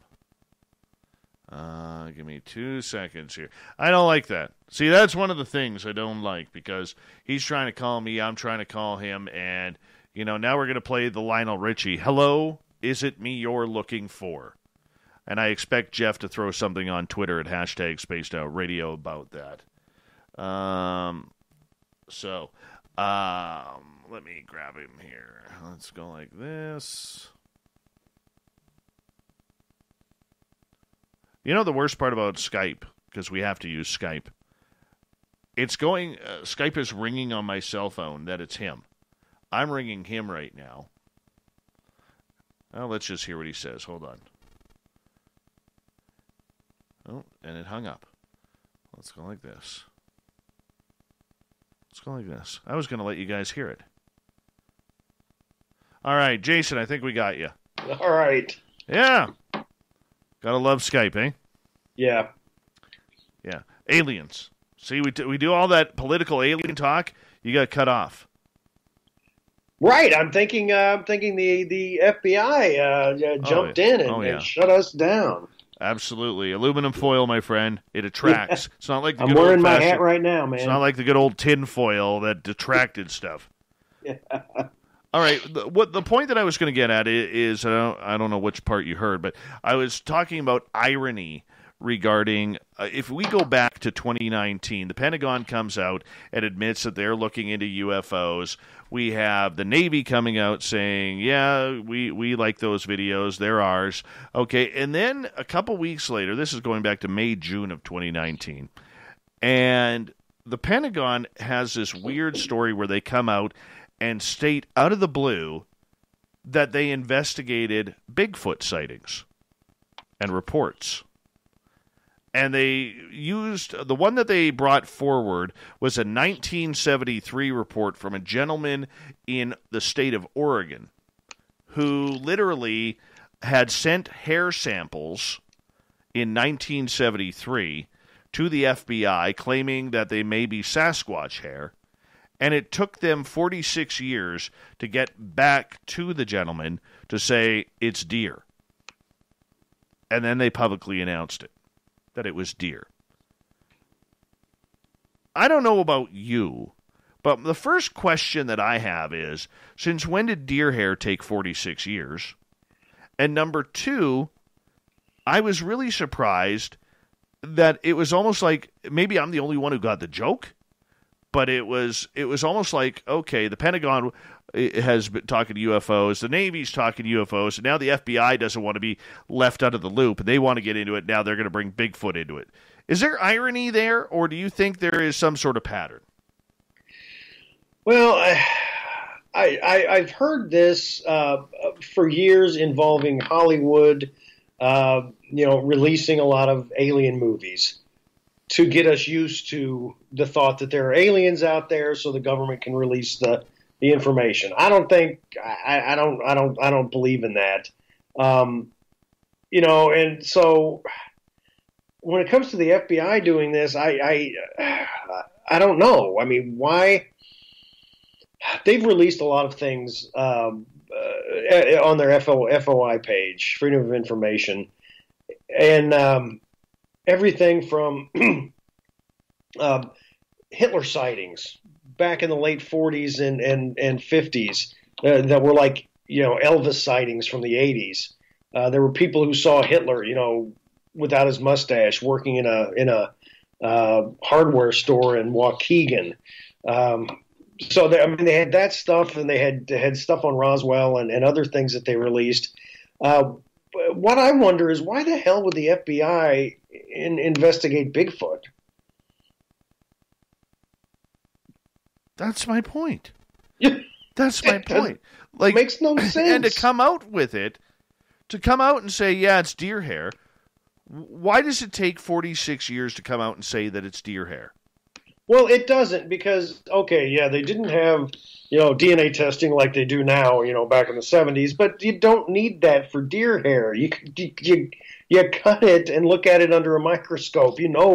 They could have ID'd deer hair in no time, back then. So to get, I am under firm belief, and this has been proven over and over, that the government will, send out, put things out in the media, tell the media something to distract them from something else. And that's the point. But nobody caught on to it. Nobody caught on to it. Yeah, but I mean that's what this really sounds like is that, because this is a non-story. I mean, we were given Bigfoot samples, and it's deer. Why is that a story? It shouldn't be. But, so what are they trying to distract us from? And that's the big thing. That's the big thing right there, man. Like, for me, the story isn't about the deer hair. The story is, why is the FBI 46 years later telling us it's deer hair? Right, yeah, I wish I had an answer to that, because it's got to be something else. Yeah, this happened in June of 2019. What was going on in June of 2019? UFO talk. I mean, it was 4 days after my birthday, but I don't think they're trying to detract from that. Well, maybe it was celebratory for you. Yeah, maybe. Yeah. Journalism teasing. Yeah, maybe I was naked in the woods. I don't know, and I thought I was Bigfoot. All right. So with everything that's going on, okay, you love the paranormal just as much as you love everything else. The paranormal side of everything, outside of the television shows, has really taken a large walk backwards compared to the UFO field in the public eye.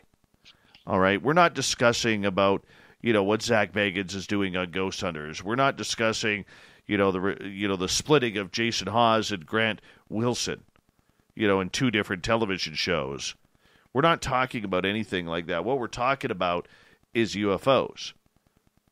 So with the paranormal, even though it continues, how does the paranormal, in your opinion, get back into the media race here? Well, it's not with the shows that you mentioned, because one of the problems, or I think the main problem with TV shows on anything, I mean, ghost, UFOs, whatever, it's as I mentioned before, it's about ratings, it's about advertising dollars. How much money can you bring in? It's not about the truth, which is unfortunate. So taking those out of the equation, how to get to topics of UFOs, Bigfoot, and things like this, it has to be it's got to be solid evidence. I mean, that's the only thing that's going to get the media and the public's attention glued to paranormal topics is if somebody runs over a Bigfoot. Well, I would destroy your car, but if somebody hits a Bigfoot with their car and gets it to the police, if as I mentioned earlier, if a UFO lands in Central Park, that's going to get it. I mean, you can't avoid it at that point. Okay, it's not going to be a bunch of UFO researchers talking about the subject. That's not going to get the national attention. Okay, so how do we bring excitement back to the paranormal, though? What's missing? Yeah, what's missing? Man, what's there? There is a topic that was really hot in the Chicago area, and Lon Strickler did a lot of work on this, on Mothman-type sightings that people were having in Chicago and the suburbs. And there were like 70-some sightings of a black, 7-foot-tall, winged humanoid. And it was seen flying. It was seen perched on top of buildings. It was a man and his son walking through a park saw it standing, and when it saw them, it got spooked and flew off. I mean, these are some really good sightings, and a lot of people have never heard of this. Like I said, Lon did a great job on this, and it was published in some Chicago area newspapers, but that didn't make any national attention. And that's 70-plus sightings, maybe even in the 80s. This happened in 2017, and it was ignored by the mainstream media. What's it going to take? 100 witnesses, 200, 5,000? I don't know. Again, it's got to be solid evidence, something bleeding on the floor to get national attention. And we haven't had that yet. Are we going to have that? I mean, the last bleeding on the floor national story I can think of is when Thomas Scardy was involved with the Bigfoot in the freezer, and of course that was a hoax. Is that the problem? The media has been hoaxed too much? That might be, because anytime the media has a big story that something is going to be released, it ends up being a hoax. I mean, we had that one. I think Biscardi was involved in something else that ended up being false. And Balloon Boy, do you remember the Balloon Boy stories? The parents had this balloon that looked like a UFO, and they claimed that their son disappeared in it and floated away in the sky. And they had national media. I don't remember that one. Fill that in for me, man. It was, I think it was in Colorado 5+ years ago, or hell, it might have been 10 by at this point.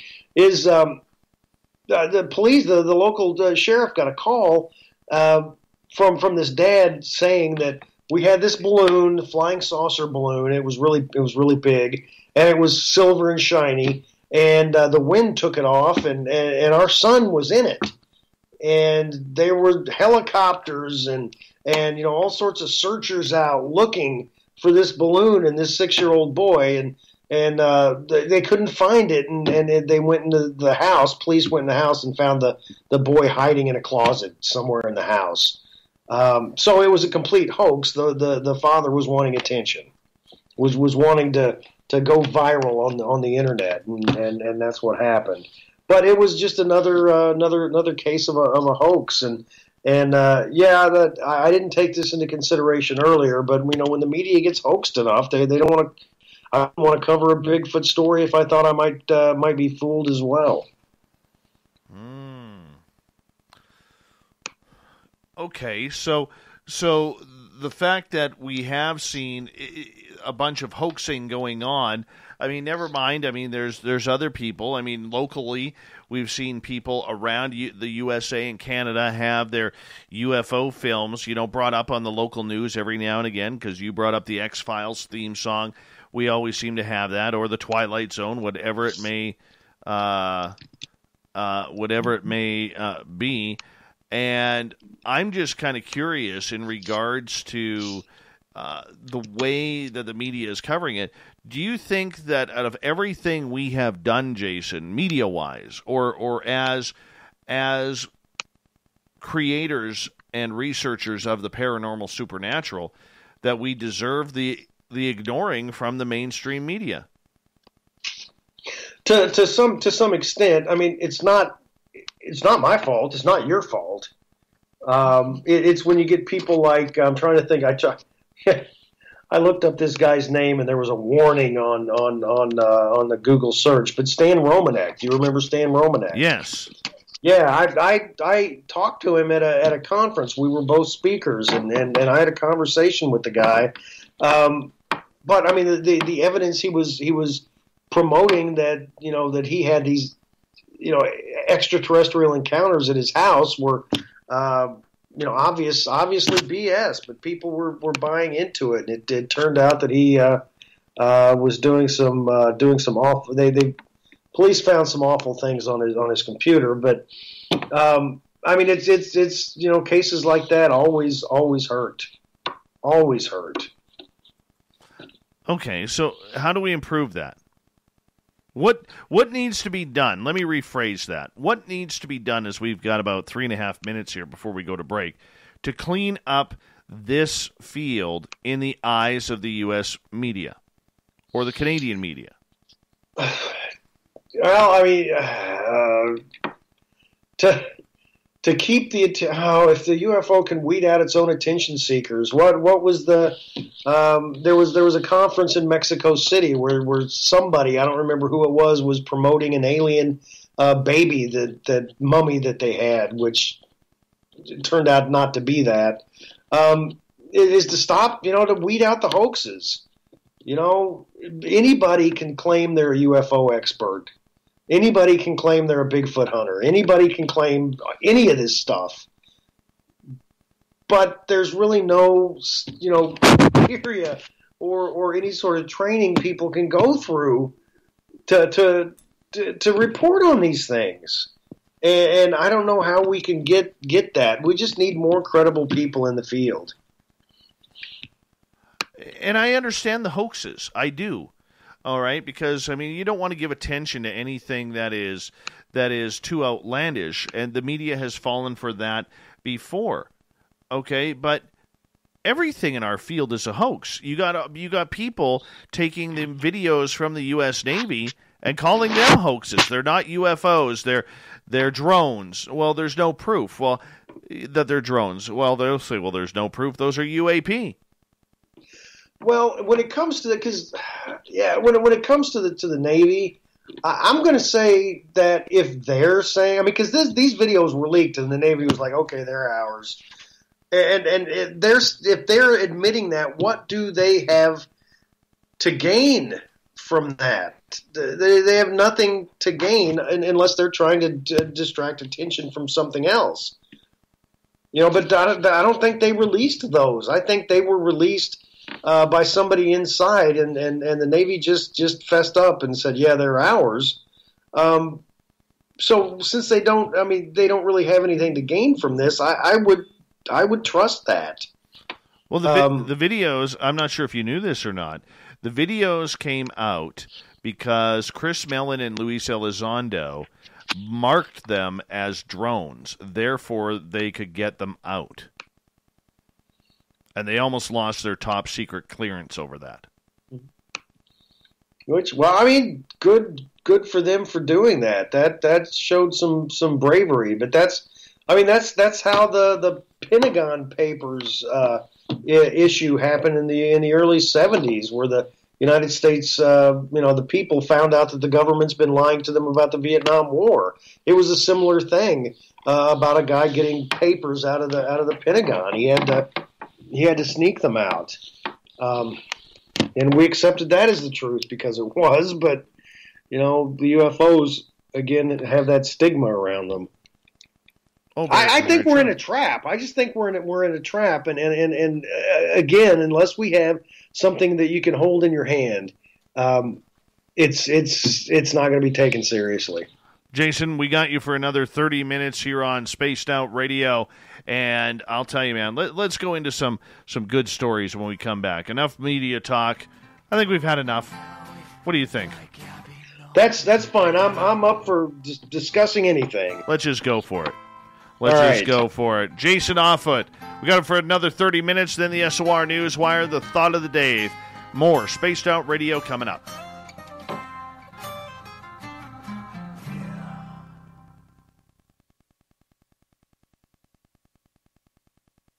All right, we're clear. I'm just going to run my dogs outside quickly again. I'll be right back, okay? All righty, you betcha. I'd like to invite you to listen in each Sunday night where we're going to open up your eyes to everything strange and paranormal.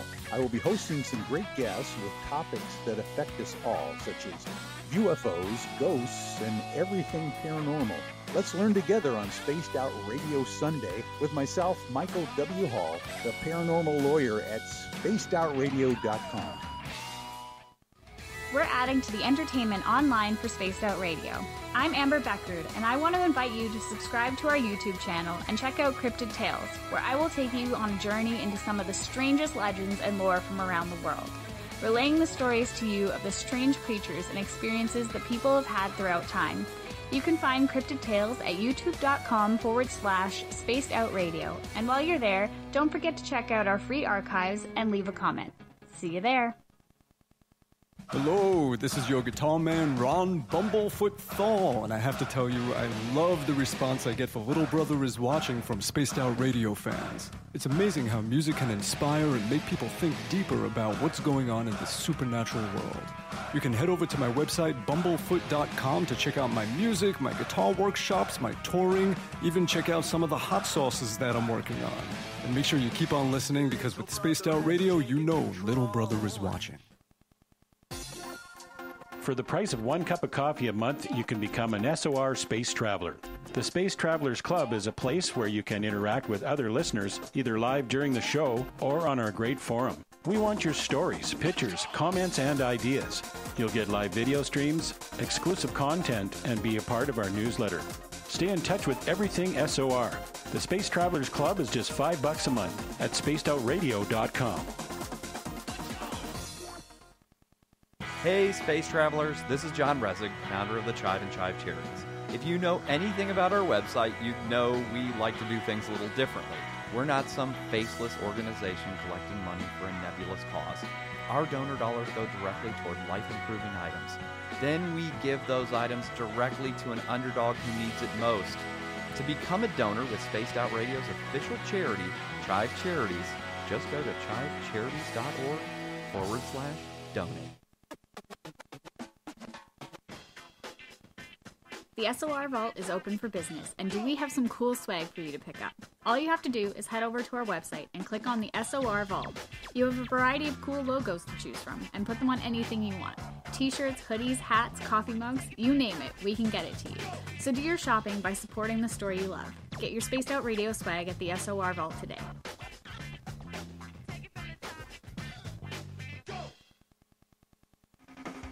The party is always on at the Moose Vancouver. The Moose Vancouver is where you want to be when visiting Canada's West Coast. Open until 2 a.m. nightly, the Moose cranks up the rock while serving some of the best rated food in the city. The menu starts at $6.95.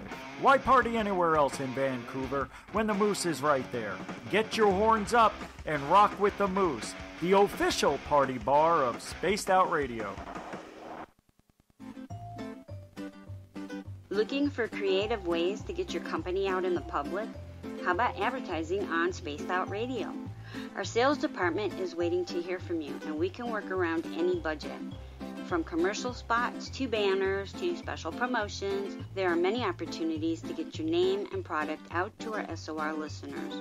For a price guide and more information, please contact us at sales@spacedoutradio.com.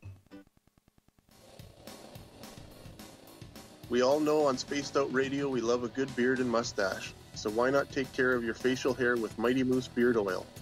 Made in Canada, we're taking care of beards and stashes around the world. We use 100% natural ingredients with our oils and balms to make your whiskers feel silky smooth. Use promo code SOR2019 All right, I'm back. at Mighty Moose. We've got 2 minutes. Let me just turn you up here. There we go.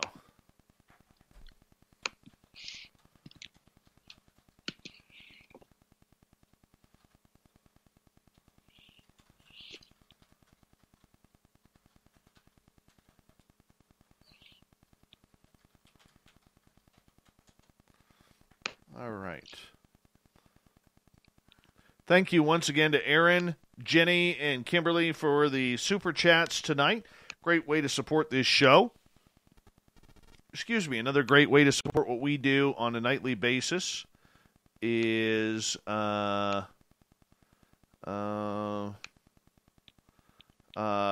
great way to support us is to hit that subscribe button and to give us a thumbs up or down. One of the two. Whatever you like. You can do whatever you want. I'm okay with it. There was someone new in the chat room earlier. Where did I see them? Bhakta Peter. Welcome to the show. Welcome. How you doing, Jay? Holding out? Yep, sure am. I'm not sure how I'm gonna be in the morning. I've got to get up at 6:30, and it is 1:05. Yes, I have to be up at 7. I have to be up at 7. Get my little guy ready for school. Yeah, same here. My daughter's got kindergarten tomorrow. Oh, big day. Big day. Yeah. And she's almost ready to turn 6, and she tells me every day when I pick her up from school that she hates kindergarten. Who the hell hates kindergarten? I don't know. Hold on. Here we go. For all your latest show info. Now, back to Dave Scott and SOR. Third and final hour of Spaced Out Radio is underway tonight. I am your host, Dave Scott. Thank you so much for tuning us on in. We really do appreciate it. I want to remind you that if you're tuned into one of our terrestrial affiliates around the continent, we really do appreciate your listening ears. And on the digital side, we're proud to broadcast on TalkStream Live and Revolution Radio. Remember, you can check out all of our archives for free by going to youtube.com/Spaced Out Radio. Just do old Davey the favor, hit that subscribe button. The Desert Clam has set the password for tonight in the SOR Space Travelers Club. Schmeggy. Schmeggy is your password. Use it wisely, Space Travelers, as the Clam sets a password each and every night right here on Spaced Out Radio. Our website is spacedoutradio.com, where we have a plethora of features for you, including rocking out to Bumblefoot and reading up on Captain Shirk's SOR Newswire. Follow us on Twitter at Spaced Out Radio and on Instagram at Spaced Out Radio Show. For the final time tonight, we introduce our guest, Jason Offutt. His website, jasonoffutt.com. He's a journalist, a journalism instructor, a paranormal researcher, UFO skywatcher. He likes chasing down Bigfoot in the forest, even though he hasn't seen one. But either way, he's out there trying. He's going for it. Jason, welcome back. Thank you. Glad to be back. All right, I want to talk Bigfoot with you for a second, and we're going to have a little bit of a media look at this, okay? I don't want to get into the politics of whether or not it's interdimensional or whether it's a land-based hominid that has been here for thousands of years but has perfected its own stealth, all right? How do we take this subject mainstream and a little bit more seriously? So that way science jumps aboard, the public jumps on board, and maybe we could get some of these forests protected to protect this creature's habitat. Well, it all has to do with proving the big guy exists.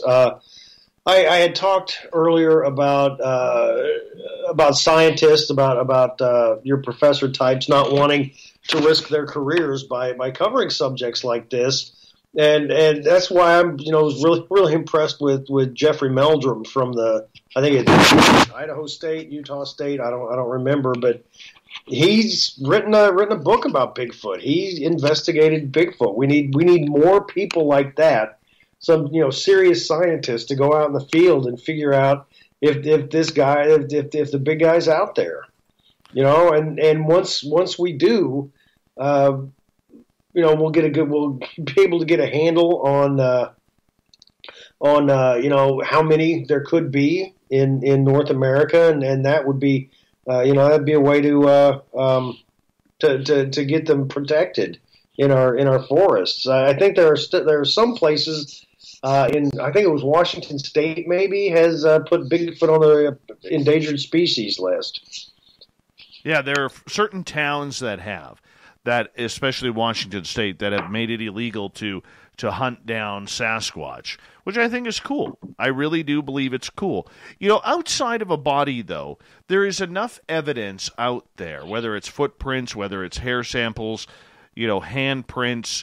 Jeff Meldrum, who you brought up, he has been tracking these species to the point where he believes that he has, due to the dermal ridges on the feet, that he's seen creatures go from small baby Bigfoots to larger of the species now.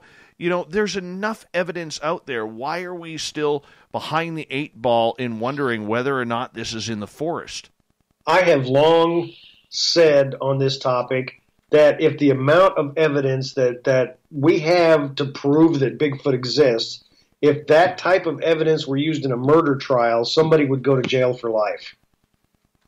But since it's Bigfoot, it hasn't happened. Yeah, I mean, the Skookum cast alone, dear Lord, that should be proof.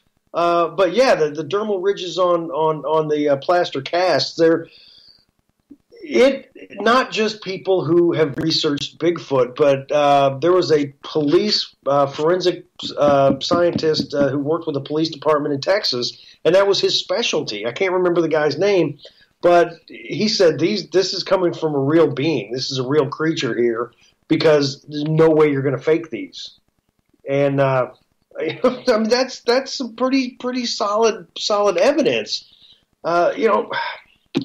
What I think probably that we've already proven it. I'm getting more to believe, because usually the DNA evidence that is collected, I mean, it'll be this is a bear, this is something else. But a lot of times, they say it's people.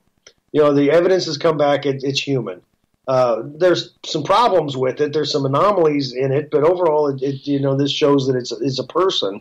I'm beginning to think that Bigfoot is an offshoot of humanity, whether it be a cousin or a brother. It's something close enough to us that the DNA samples come out as people. Okay, so do you think that there is a large active breeding species in North America regarding this? I think there's a large active breeding species across the planet. All right, let's just look at the evidence that we've gotten, just eyewitness accounts. It wasn't just until Europeans came over here and decided to pour concrete that these things were seen. The First Nations people, have stories of these beings throughout the centuries, and it's the same through Europe. I mean, there were the wild men of the forest, a large, hairy wild man, and we've got the Almas and Almasties from Russia. We've got the Yeren from China, the Orang Pindak from down in Borneo, the Yowie from Australia. There have been stories for years in the Congo around the Billy Forest, Bili, of a really large chimpanzee that acts like a gorilla, has been known to kill and eat leopards, and howls at the moon. And of course, science thought that was hilarious. These local people anywhere, they don't know what they're talking about until they discovered what the people of the Congo were actually describing is true, and we've got the Billy ape, which fits that fits that description. So I think there are large breeding populations all across the planet. Why we haven't captured one, I have no idea. You know, I talked to Alex Mistretta, a researcher out of Los Angeles, quite a bit, and he's traveled to the Congo looking for Makili Mbembe, and he's seen the signs of it, the footprints that are fresh, everything that is kind of going through. He is convinced that this creature exists. You know, is it a plesiosaur or whatever? You know, I mean, when you think of creatures that big, or you hear people on the East Coast still having Thunderbird sightings, do you think that we are actually having these creatures, even Bigfoot, happen? Or do you think that maybe there's just this moment in time that steps back in time to give us the experience of having a sighting of these creatures? Okay, yes and no. I mean, because you'd mentioned you didn't want, and I don't want to get into interdimensional Bigfoot either, but there are explanations like that to me that, you know, could be possible, but I would like to look at more terrestrial solid evidence first before we start going, you know, in you know, window areas, rifts in time, because, you know, Bigfoot makes more sense to me as a North American ape.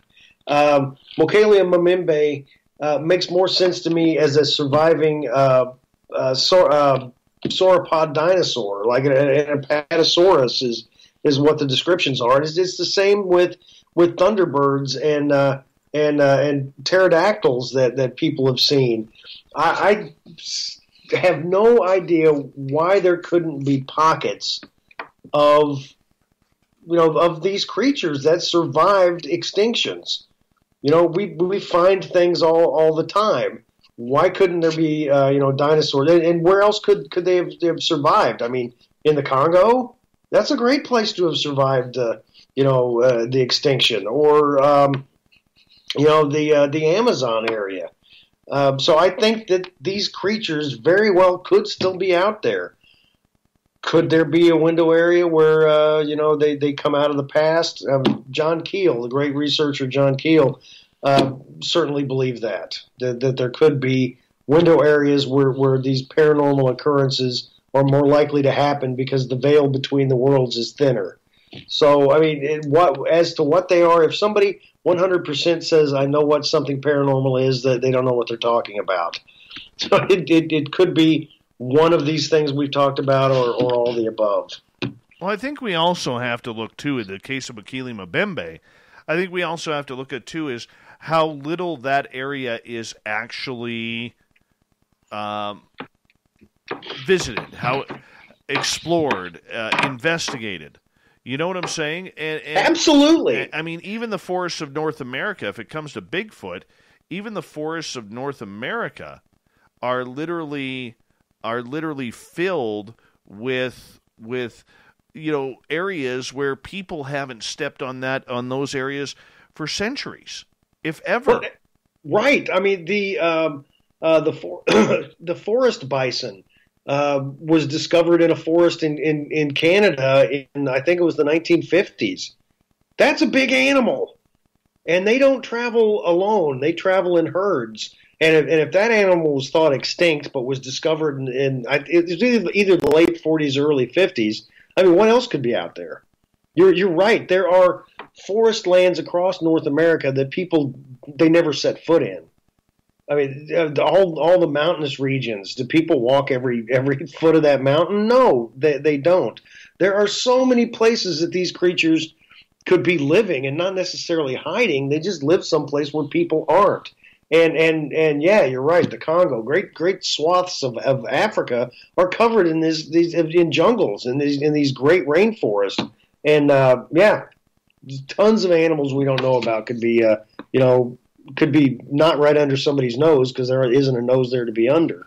True. I mean, yes, we are finding a number of species every year. I believe you stated about 18,000 new species are discovered every year, but they're smaller. They're usually bugs, frogs, insects, so on and so forth. Fish in the real deep depths of the ocean. but we're not finding a lot of bigger creatures. I'm saying the size of lions, tigers, elephants, all right, bears.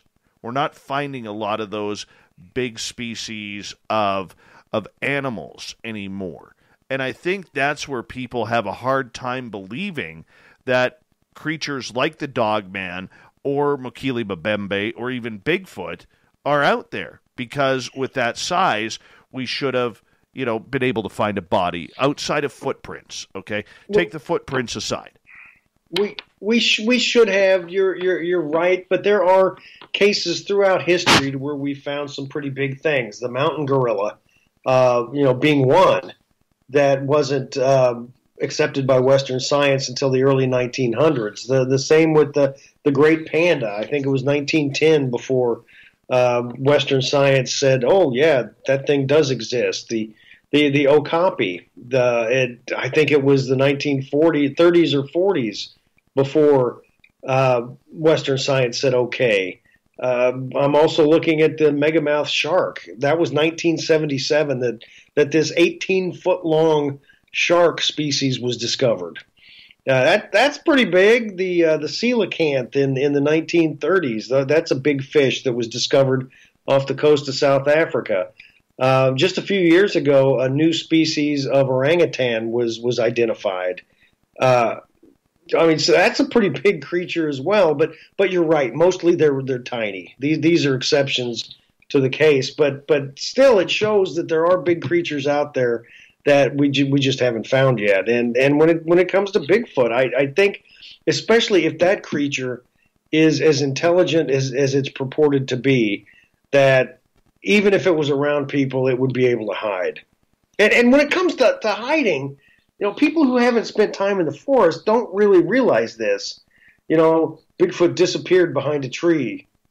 Okay, yeah, that could happen. I mean, I've spent time in the woods, and there have been times to where I spooked a deer that was less than 5 feet from me. I mean, it's not as big as a Bigfoot, but 150-pound animal's nothing to sneeze at. And if it was 5 feet away from me and I didn't even see it, if Bigfoot is smart, it could hide someplace, equally as well. Well, I mean, that's the big thing. We're still trying to find it, and with the technology that's out there, especially with the usage of drones, you think it would happen a lot smoother, a lot quicker. Except we keep getting all of these blurry photos. We keep getting all of these blurry videos. People zooming in and coloring things. You know what? This is the first thing I would love to tell people, and I'm sure you'll agree with this. If you want somebody, whether it's journalists or researchers, to take your photographs seriously, stop blowing them up to the point where they are blurry. Stop using color enhancers. We don't want that. Don't want that. We want the natural photo. Yeah, I agree with that. I also think there's lots of problems with photo evidence, because if you wanted to fake something, people who aren't that great with Photoshop can fake something in Photoshop. What I don't want are people showing me a video or a still photo of, oh my God, do you see that Bigfoot right there? No, it looks like a tree trunk. That's what it looks like. It does not look like a Bigfoot. And I also, on the other end of that, I don't want people who are Bigfoot skeptics saying we have to have photo evidence. There can't be a Bigfoot because everybody's got a camera on their phone nowadays. And if Bigfoot exists, somebody would have taken a picture. Well, I can tell you that the last thing I would think of doing if I was in the woods and a Bigfoot was 10 yards away from me, 10 meters. The last thing I would do is think to take a picture of him. I want to get the hell out of there. When I had my close encounter, the last thing that I thought of, and I didn't even think about it, was literally bringing out my camera. I just wanted to capture every moment because I couldn't believe it was happening. Yeah, right. I mean, you're not going to think of that. I also had the problem of seeing something in the sky, and I really wasn't sure what it was. And I didn't have my camera with me at the time, which was a problem.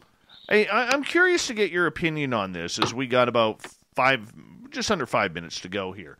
Okay, I had Cliff Barrickman on, the Bigfoot researcher, good guy, nice man, and I had him on about a week and a bit ago, and we got into the topic of video evidence, and basically he stated that he feels that video evidence for anything, UFOs, Bigfoot, Dogman, because of all the CGI, because of all the hoaxing and everything that's gone on, he believes it's a dead subject. You can't trust video evidence anymore. What's your opinion on that from a media point of view? 100%. I agree with that 100%. That it's a serious problem because it's so easy to fake things. That's why when it comes to the Patterson-Gimlin film, that's why I tend to think that it's real, because it looks too good. And for 1967, I don't think in 1967 technology that could have been faked. But today, yeah, it would be easy to fake. I agree. So with video evidence today, if we can't use video, if we can't use photographs, how the hell are we supposed to get evidence outside of a body? Well, and you can't. I mean, that's it. You got to have a body, and it's I wrote a piece on this a few years ago about big people who go out and look for Bigfoot, about ghost chasers. We have a ghost hunting team, and we're collecting all this evidence, on the weekend. And okay, yeah, I'm sorry, but it doesn't matter. It doesn't matter what photographic evidence you collect. It doesn't matter. The EVPs don't matter. Taking a picture of Bigfoot, none of this matters whatsoever to anybody, because one, you're not a scientist, and two, if you don't have a body or have a ghost trap like Egon Spangler, nobody's going to believe your, in air quotes, evidence, because it wasn't collected the right way. It wasn't collected by the right people, and there's nothing solid to touch to show that this is real. So, I mean, outside of a body, I don't think it's going to matter. It's kind of sad we're at that reality now. Yeah, it is. Because honestly, if I personally think if any cryptid out there it could actually be real, it's Bigfoot. So I'm a big proponent in thinking the big guy's walking around out in the forest somewhere. But the sad reality is, to prove that fact, you got to put a bullet in him. I mean, I don't want to see that happen, but if you want him proven, that's what's going to happen. Jason, we've only got about 90 seconds left with you tonight in a show that's flown on by, as per usual, when you were on. Tell our audience what you're up to, where they could find your information. What I'm up to right now, I'm about 25,000 words into a novel. That's the last couple of books I've written have been novels, except for my 2008 release or 2018 release, Chasing American Monsters, which touches on the subject of Bigfoot and all sorts of cryptids around the 50 United States. I also have started working on Chasing Canada's monsters. I don't think they have citizenship, so it's not Canadian monsters. And there's a lot of good, pretty interesting creepy crawlies up there. To take a look at what I've done and who I am and how to get a hold of me, go to jasonoffutt.com. Hey, man, I always appreciate, Jason, you coming on the show. You're one of the great guys in this field. I think you're doing it right. You got a real level head. And you know what? We need more Jason Offoots out there, man. We really do. Well, I really appreciate that, Dave. And thanks for having me back on the show, man. I love being on with you. Anytime, man. Anytime you want to come on, you just let us know. And, one of the things I am going to be doing here probably within the next couple of months is I want to do a media roundtable, and I'd love to have you a part of that and bring in the real journalists of the UFO world and have a frank discussion on what's going on. And I hope I could add your name to that list. Hey, that sounds like a lot of fun. I'd love to be a part of that. Let's do that, my friend. Let's Excellent. do that. Jason Offutt, everybody. His website, jasonoffutt.com. Coming up next, we have the SOR Newswire and the Thought of the Dave. I'm going to get a little upset in this newscast. I can already feel it. Yes. You'll hear why next.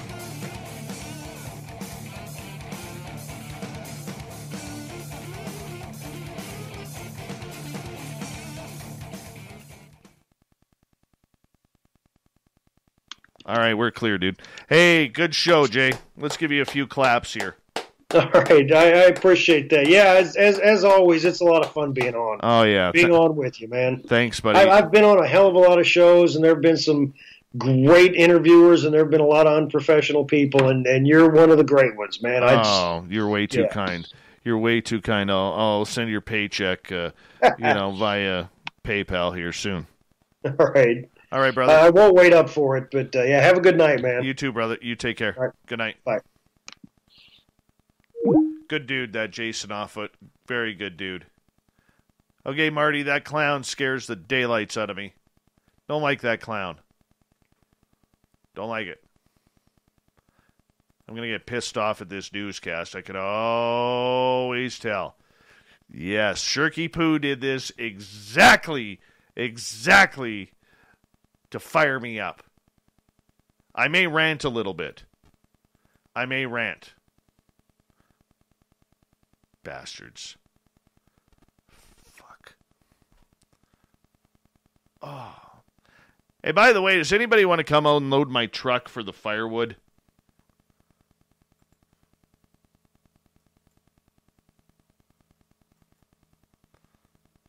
I forgot to. I was so tired when I got home this afternoon that literally, I had one of those weird naps today. You know when you wait, you go to take a nap because I was really tired, and you go to take a nap, but it doesn't feel like you're sleeping, but like you catch yourself snoring, can hear yourself snoring, but you never go into that deep sleep. And then when you wake up, you're pissed off because you just wasted like an hour or two, in my case 2 today, that you could have actually got some sleep and you didn't. And you feel worse. That's kind of what I'm going through today. Kind of pissed me off. Pissed me off. No, pharmacy, I'm not eating breakfast for dinner. Ever.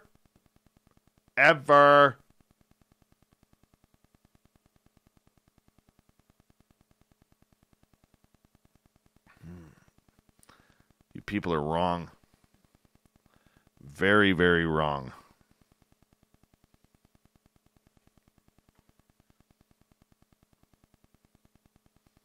I will unload it tomorrow. The good news is Saturday night and Sunday, my side-by-side is fixed, and I'm going riding. I'm going to go riding. I'm going to waste a lot of gas in the forest, and my little guy and I, we're going to go out for a long, long ride. We're going to go see if we can find some Bigfoot, some wolves, some grizzly bears, some moose, maybe some grouse. I like grouse. Oh, with 2 minutes left, I need your help, YouTube. I totally need your help. Okay? And Corin's the booking guy. Actually, I don't know. Shirky Poo, I know you're listening. All right? And if you're up to it, I need you to stay awake. Okay? If not, Corin's the booking guy. I'll need your help or somebody's help. I need somebody's help. Okay? But what I'm trying to get at is I need help from all of you, because we are literally, I had a really good talk today with a local lady named Sherry, who is, she has her own t-shirt store with t-shirts, hats, and everything. And we're going to be getting some brand new shirts available. And I'm ripping down the store on our website. We're going to put up a new store, okay, that you can check out and see all the gear and all the swag and all the pricing and everything like that, okay? And it's going to work better. It's going to work way better. But one of the things that I want you guys to help me out with is I want creative ideas of what you want us to make shirts for. I'll go over the shirts that we're kind of doing coming out of this, but I want to make sure that we have all of you guys involved, okay, to see what kind of designs we could come up with. So it's going to be really cool. Going to be really, really cool here. So you guys help me out, and then we'll get some T-shirts made, and it's going to be a lot of fun. Going to be a lot of fun. All right, we got about 10 seconds until the thunderclap comes on. So you guys sit tight. We'll get to the news. No.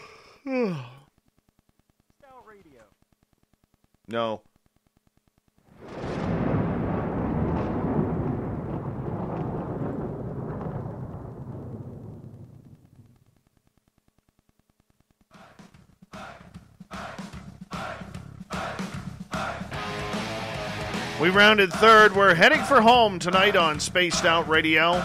I am your host, Dave Scott, sitting in the captain's chair of SOR headquarters.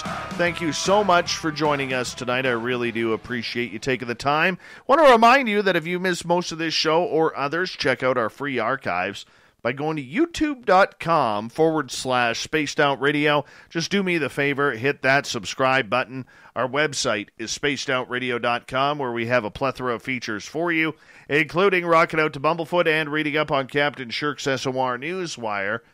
Follow us on Twitter at Spaced Out Radio and on Instagram at Spaced Out Radio Show. Speaking of the news,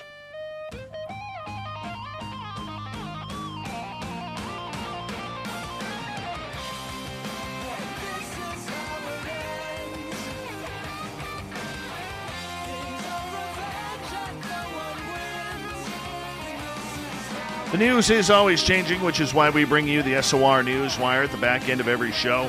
We get to the weird, the strange, the wacky, and sometimes, well, breaking news. Yes, on Twitter, President Donald Trump and First Lady Melania Trump have announced they've both tested positive for coronavirus. The president went on Twitter shortly before 11 a.m. or 11 p.m. Pacific, 1 a.m. Eastern, to state that at FLOTUS and I have tested positive for COVID-19. We will begin our quarantine and recovery process immediately. We will get through this together. Yes, we are just learning. Apparently, there is a chance that he got this virus from one of his campaign people, one of his personal aides. Okay? And we're just learning about this. And yeah, Hope Hicks is allegedly the one who has given the president and his wife coronavirus. So we're learning about it. We're checking it on out. Stay tuned. All the major news outlets will have that as well. Next, I'm going to tell you right now, this is a weird, weird story. Fee Stubblefield was doing rounds on September 12th, checking his cattle as he normally does on the Dixie Ranch Road outside of Ukiah, when he saw something in the thicket. He approached it, peering closer, as his eyes made out the body of a dead cow lying on the side in the dirt. At the moment, I didn't think anything of it, Stubblefield said, because he's a farmer. He's seen this thing before. But then, he says, When I looked closer, it just didn't look right. The skin around the cow's mouth was sliced away. Its tongue, glands, and sex organs had been cleanly removed. A piece of the cow's ear was cut off and placed on its neck. It was a very unusual cut. There was no blood. He found no footprints or tracks or evidence of someone traveling through the area. Stubblefield first thought that this could be the work of wolves, so he called authorities to get some answers.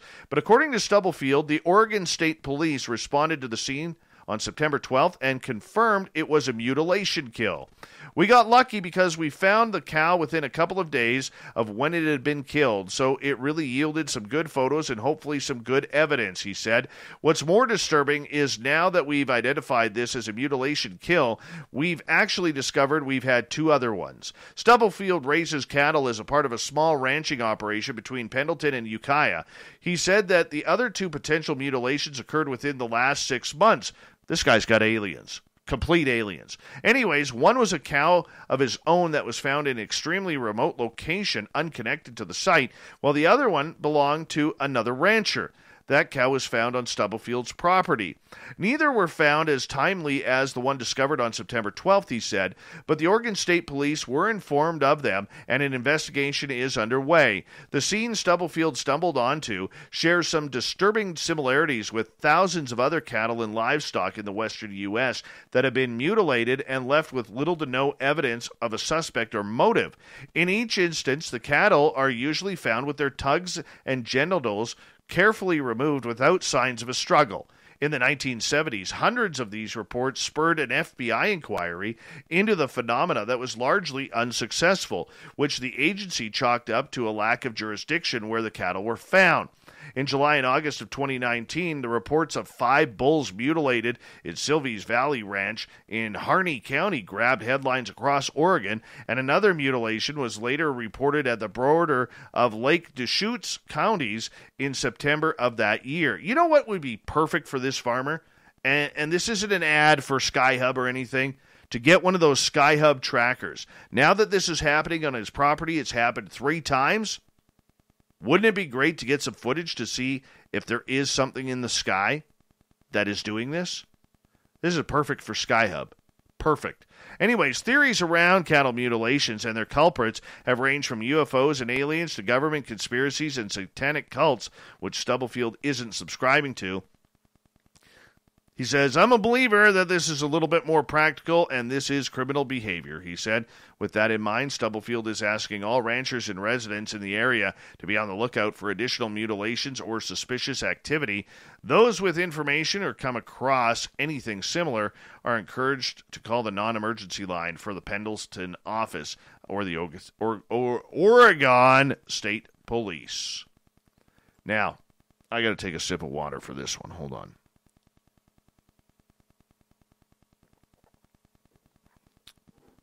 You know, I'm a hockey guy, and I hate the rule changes. I can't stand the NHL anymore. I think it's become shinny hockey, like soccer on ice. And in junior hockey, where they still play the real game, okay, where there's hard hitting, there's good fights, physical contact, sticks are low, all right, players are playing from the heart.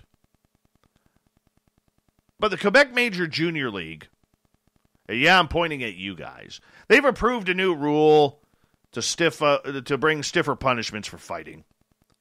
All players involved in a fight now will receive a 10-minute misconduct and a 5-minute major. Who hasn't had one of those before?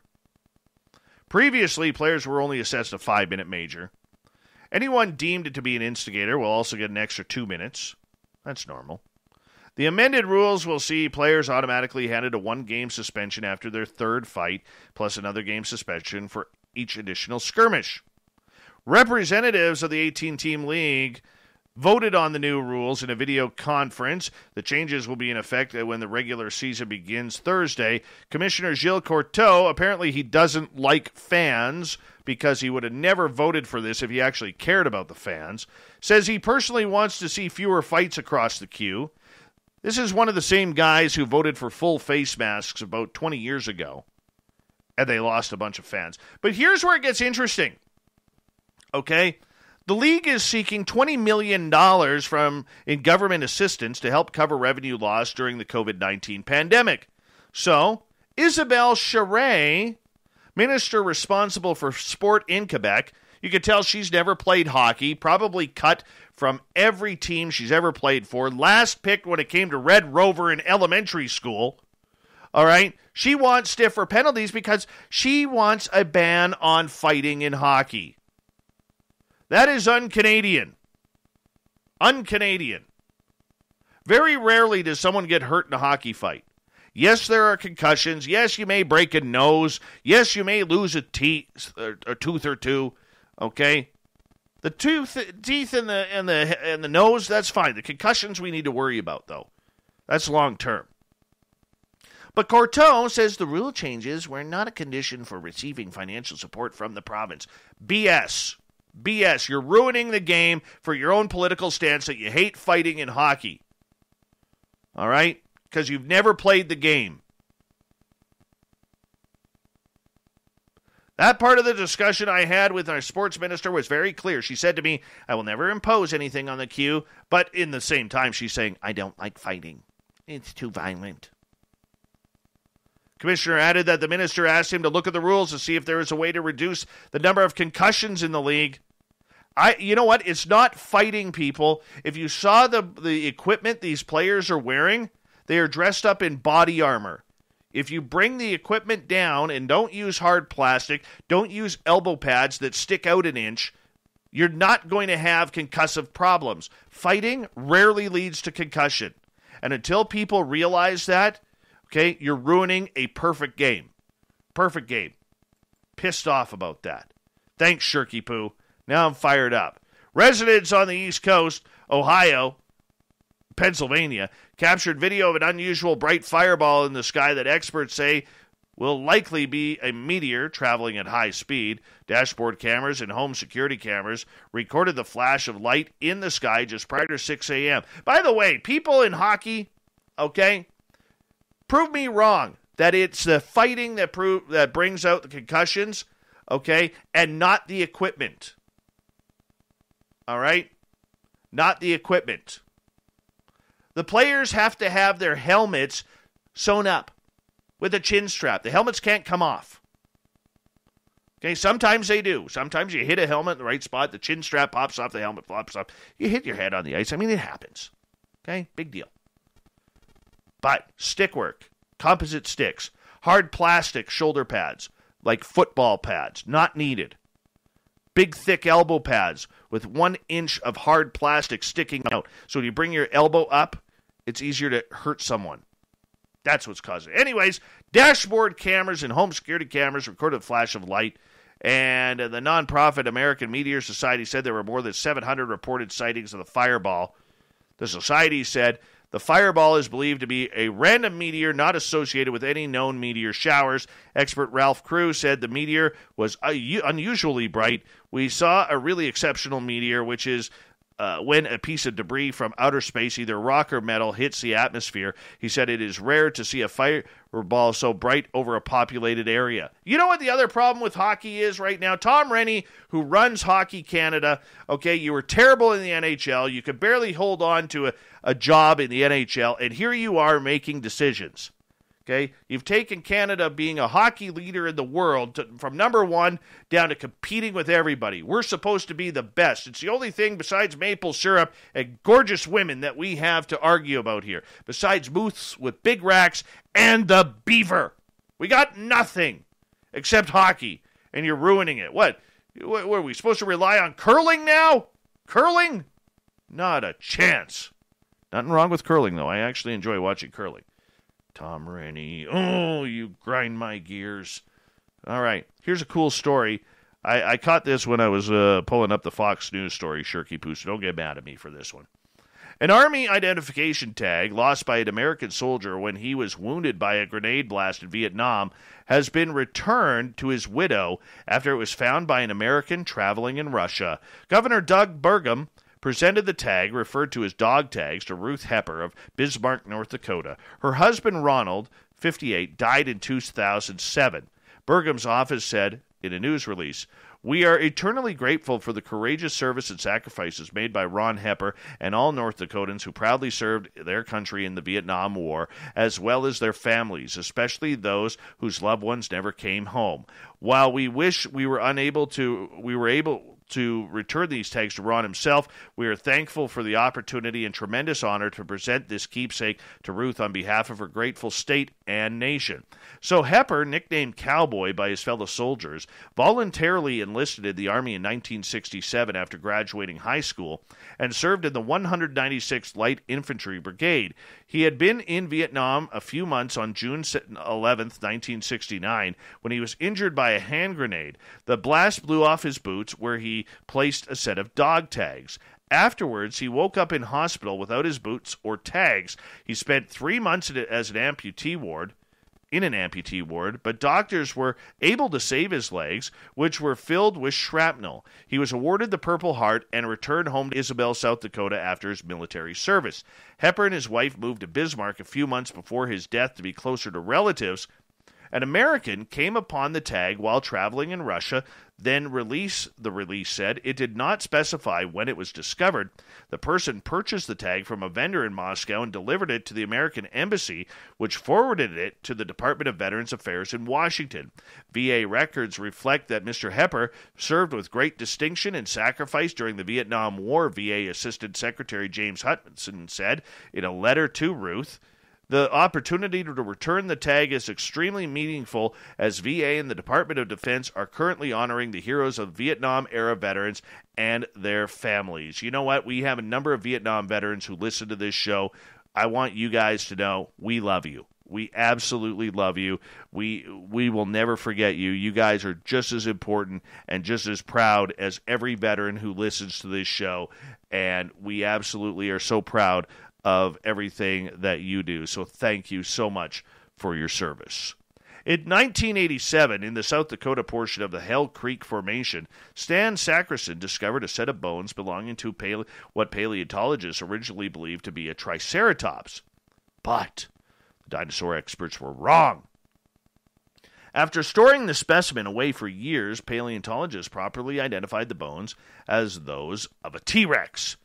And now they could be yours. This stuff always comes on the market when I am broke. All right? So Stan is what they named the T-Rex. They believe lived 67 million years ago. According to Christie's, the auction house that will be selling the fossil to the highest bidder on October 6th, Stan is one of the most complete T-Rex skeletons ever found. He stands 13 feet tall, measures 40 feet long from head to tail, features 188 bones in total, and it is expected to fetch up to $8 million. Who wants to lend me $8 million? I want this in my yard. Stan, who is from the Cretaceous period, lived in a humid, semi-tropical region that we currently recognize as the Badlands, both Dakotas, Wyoming, and Montana, that is.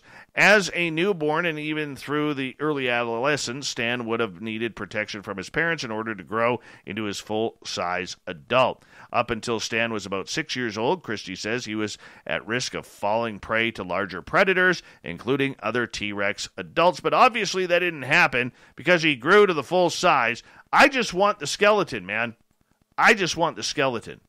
That's going to be really, really cool. Those wrestling with the great culinary philosophical dilemmas of our time, are Jaffa cakes actually cakes or just up themselves biscuits? Is putting chorizo in paella really an act of gastronomic terrorism?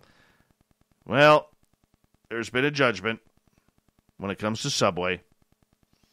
Courts have ruled that the bread served at Subway, the U.S. chain that hawks giant sandwiches in 110 countries and territories, could not in fact be defined as bread because of its high sugar content. The ruling followed an appeal by Bookfinders Limited, Subway's Irish franchisee. The company had argued that the bread used in Subway sandwiches counted as a staple food and was subsequently exempt from the VAT. However, as the court pointed out, Ireland's Value-Added Tax Act of 1972 draws distinction between staple foods, bread, tea, coffee, cocoa, milk, and preparation or extracts of meat or eggs, breakfast foods, and more discretionary indulgences such as ice cream, chocolate, pastries, crisps, popcorn, and roasted nuts. The clincher was the Act's strict provision that the amount of sugar in bread shall not exceed 2% of the weight of flour included in the dough. Subway bread, however, contains 5 times as much sugar. Or, as the Supreme Court put it, in this case, there is no dispute that the bread supplied by Subway in its heated sandwiches has a sugar content of 10% of the weight of the flour included in the dough. Therefore, Subway cannot make bread. Kind of food for thought to go into the thought of the Dave.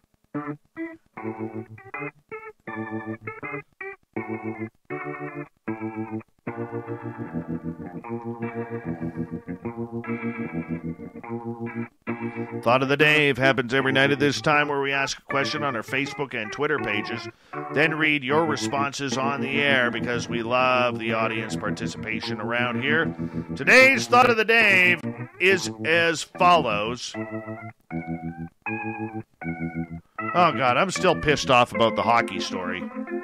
Anyways, explain to me what you think the next big story in UFOs is. Marty, one of our Vietnam veterans who listens to this show, let's give you a clap, Marty. We love you, Marty. Thank you for your service. He says, I think there will be a revelation in the New York Times that most members of the U.S. Congress are actually reptilian aliens in disguise. Thank you for the clown, Marty. Graham, anything with starships landing on the White House lawn with ascended ladies from space with beautiful, large, generous... Oh, I can't go there anymore. No, we'll just cut that one off right there. Thank you, Graham. John and his Stetson. Whatever it is, good chance it's circling around Richard Dolan. Troy, if we are strictly speaking of unidentifiable objects, I would say a public revealing of advanced secret man-made vehicles like the TR-3B. Troy, I agree with you. That's actually a strong comment. UFO researcher says the upcoming cover-up and how history is repeating itself. Lloyd, the next big story of UFOs is going to be one when it lands at my new landing pad at Portobello UFO landing site 0001. Very nice. Very nice. All right. Let's bring back the fighting in the queue. Seriously, you can't produce a goaltender. You haven't produced a good one in years. Okay? That was your hotbed. That was your moneymakers, Quebec Junior League. Now most of your goaltenders can't even stop a beach ball, let alone a puck. Marc-Andre Fleury is rolling over in his hockey grave in Vegas right now. Anyways, moving on. Heidi, the extent of the deception by world governments over the length and level of time where you have been in contact with alien races. Quincy. Hi, Quincy. Honestly, it's whatever Science Bob comes up with using his new device. Oh, that's nice. Very nice. Major Lee. Well, it won't come from the TTSA, I'm pretty certain of that. Whatever it might be, perhaps a mass capture sighting, or possibly an admission by one of the cornerstones of ufology that they have been lying the whole time. We'll leave it right there. Thank you to everybody participating in the Thought of the Day. We'll do it all again tomorrow. Thank you to Captain Shirk for the news, and of course to Jason Offutt for talking some journalism in ufology. We appreciate it. We got Mr. Ron Bumblefoot Thal rocking in the background with Little Brother is Watching. Bumblefoot is the official music of Spaced Out Radio, rocking us in and out of every single show. You know what that means. Get your horns up for the guitar god himself. Special thanks to everybody listening in at home, at work, in your cars, wherever you may be. Thanks to everyone participating in our chat rooms tonight on Spreaker, YouTube, LGAB, Revolution Radio, Facebook, our Space Travelers Club at our website, and on Twitter at hashtag Spaced Out Radio. We really appreciate you all taking the time to join us tonight.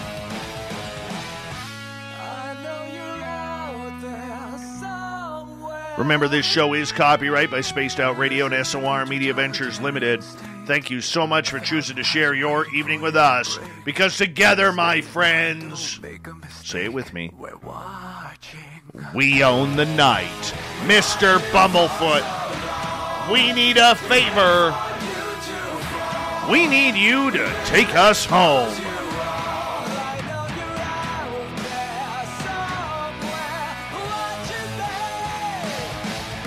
The Woo train has docked for the night, but tomorrow, my friends, we will ride again. Your seats are always available. Your tickets never expire. And if you want to bring a friend, guess what? We have room for them too. Good night.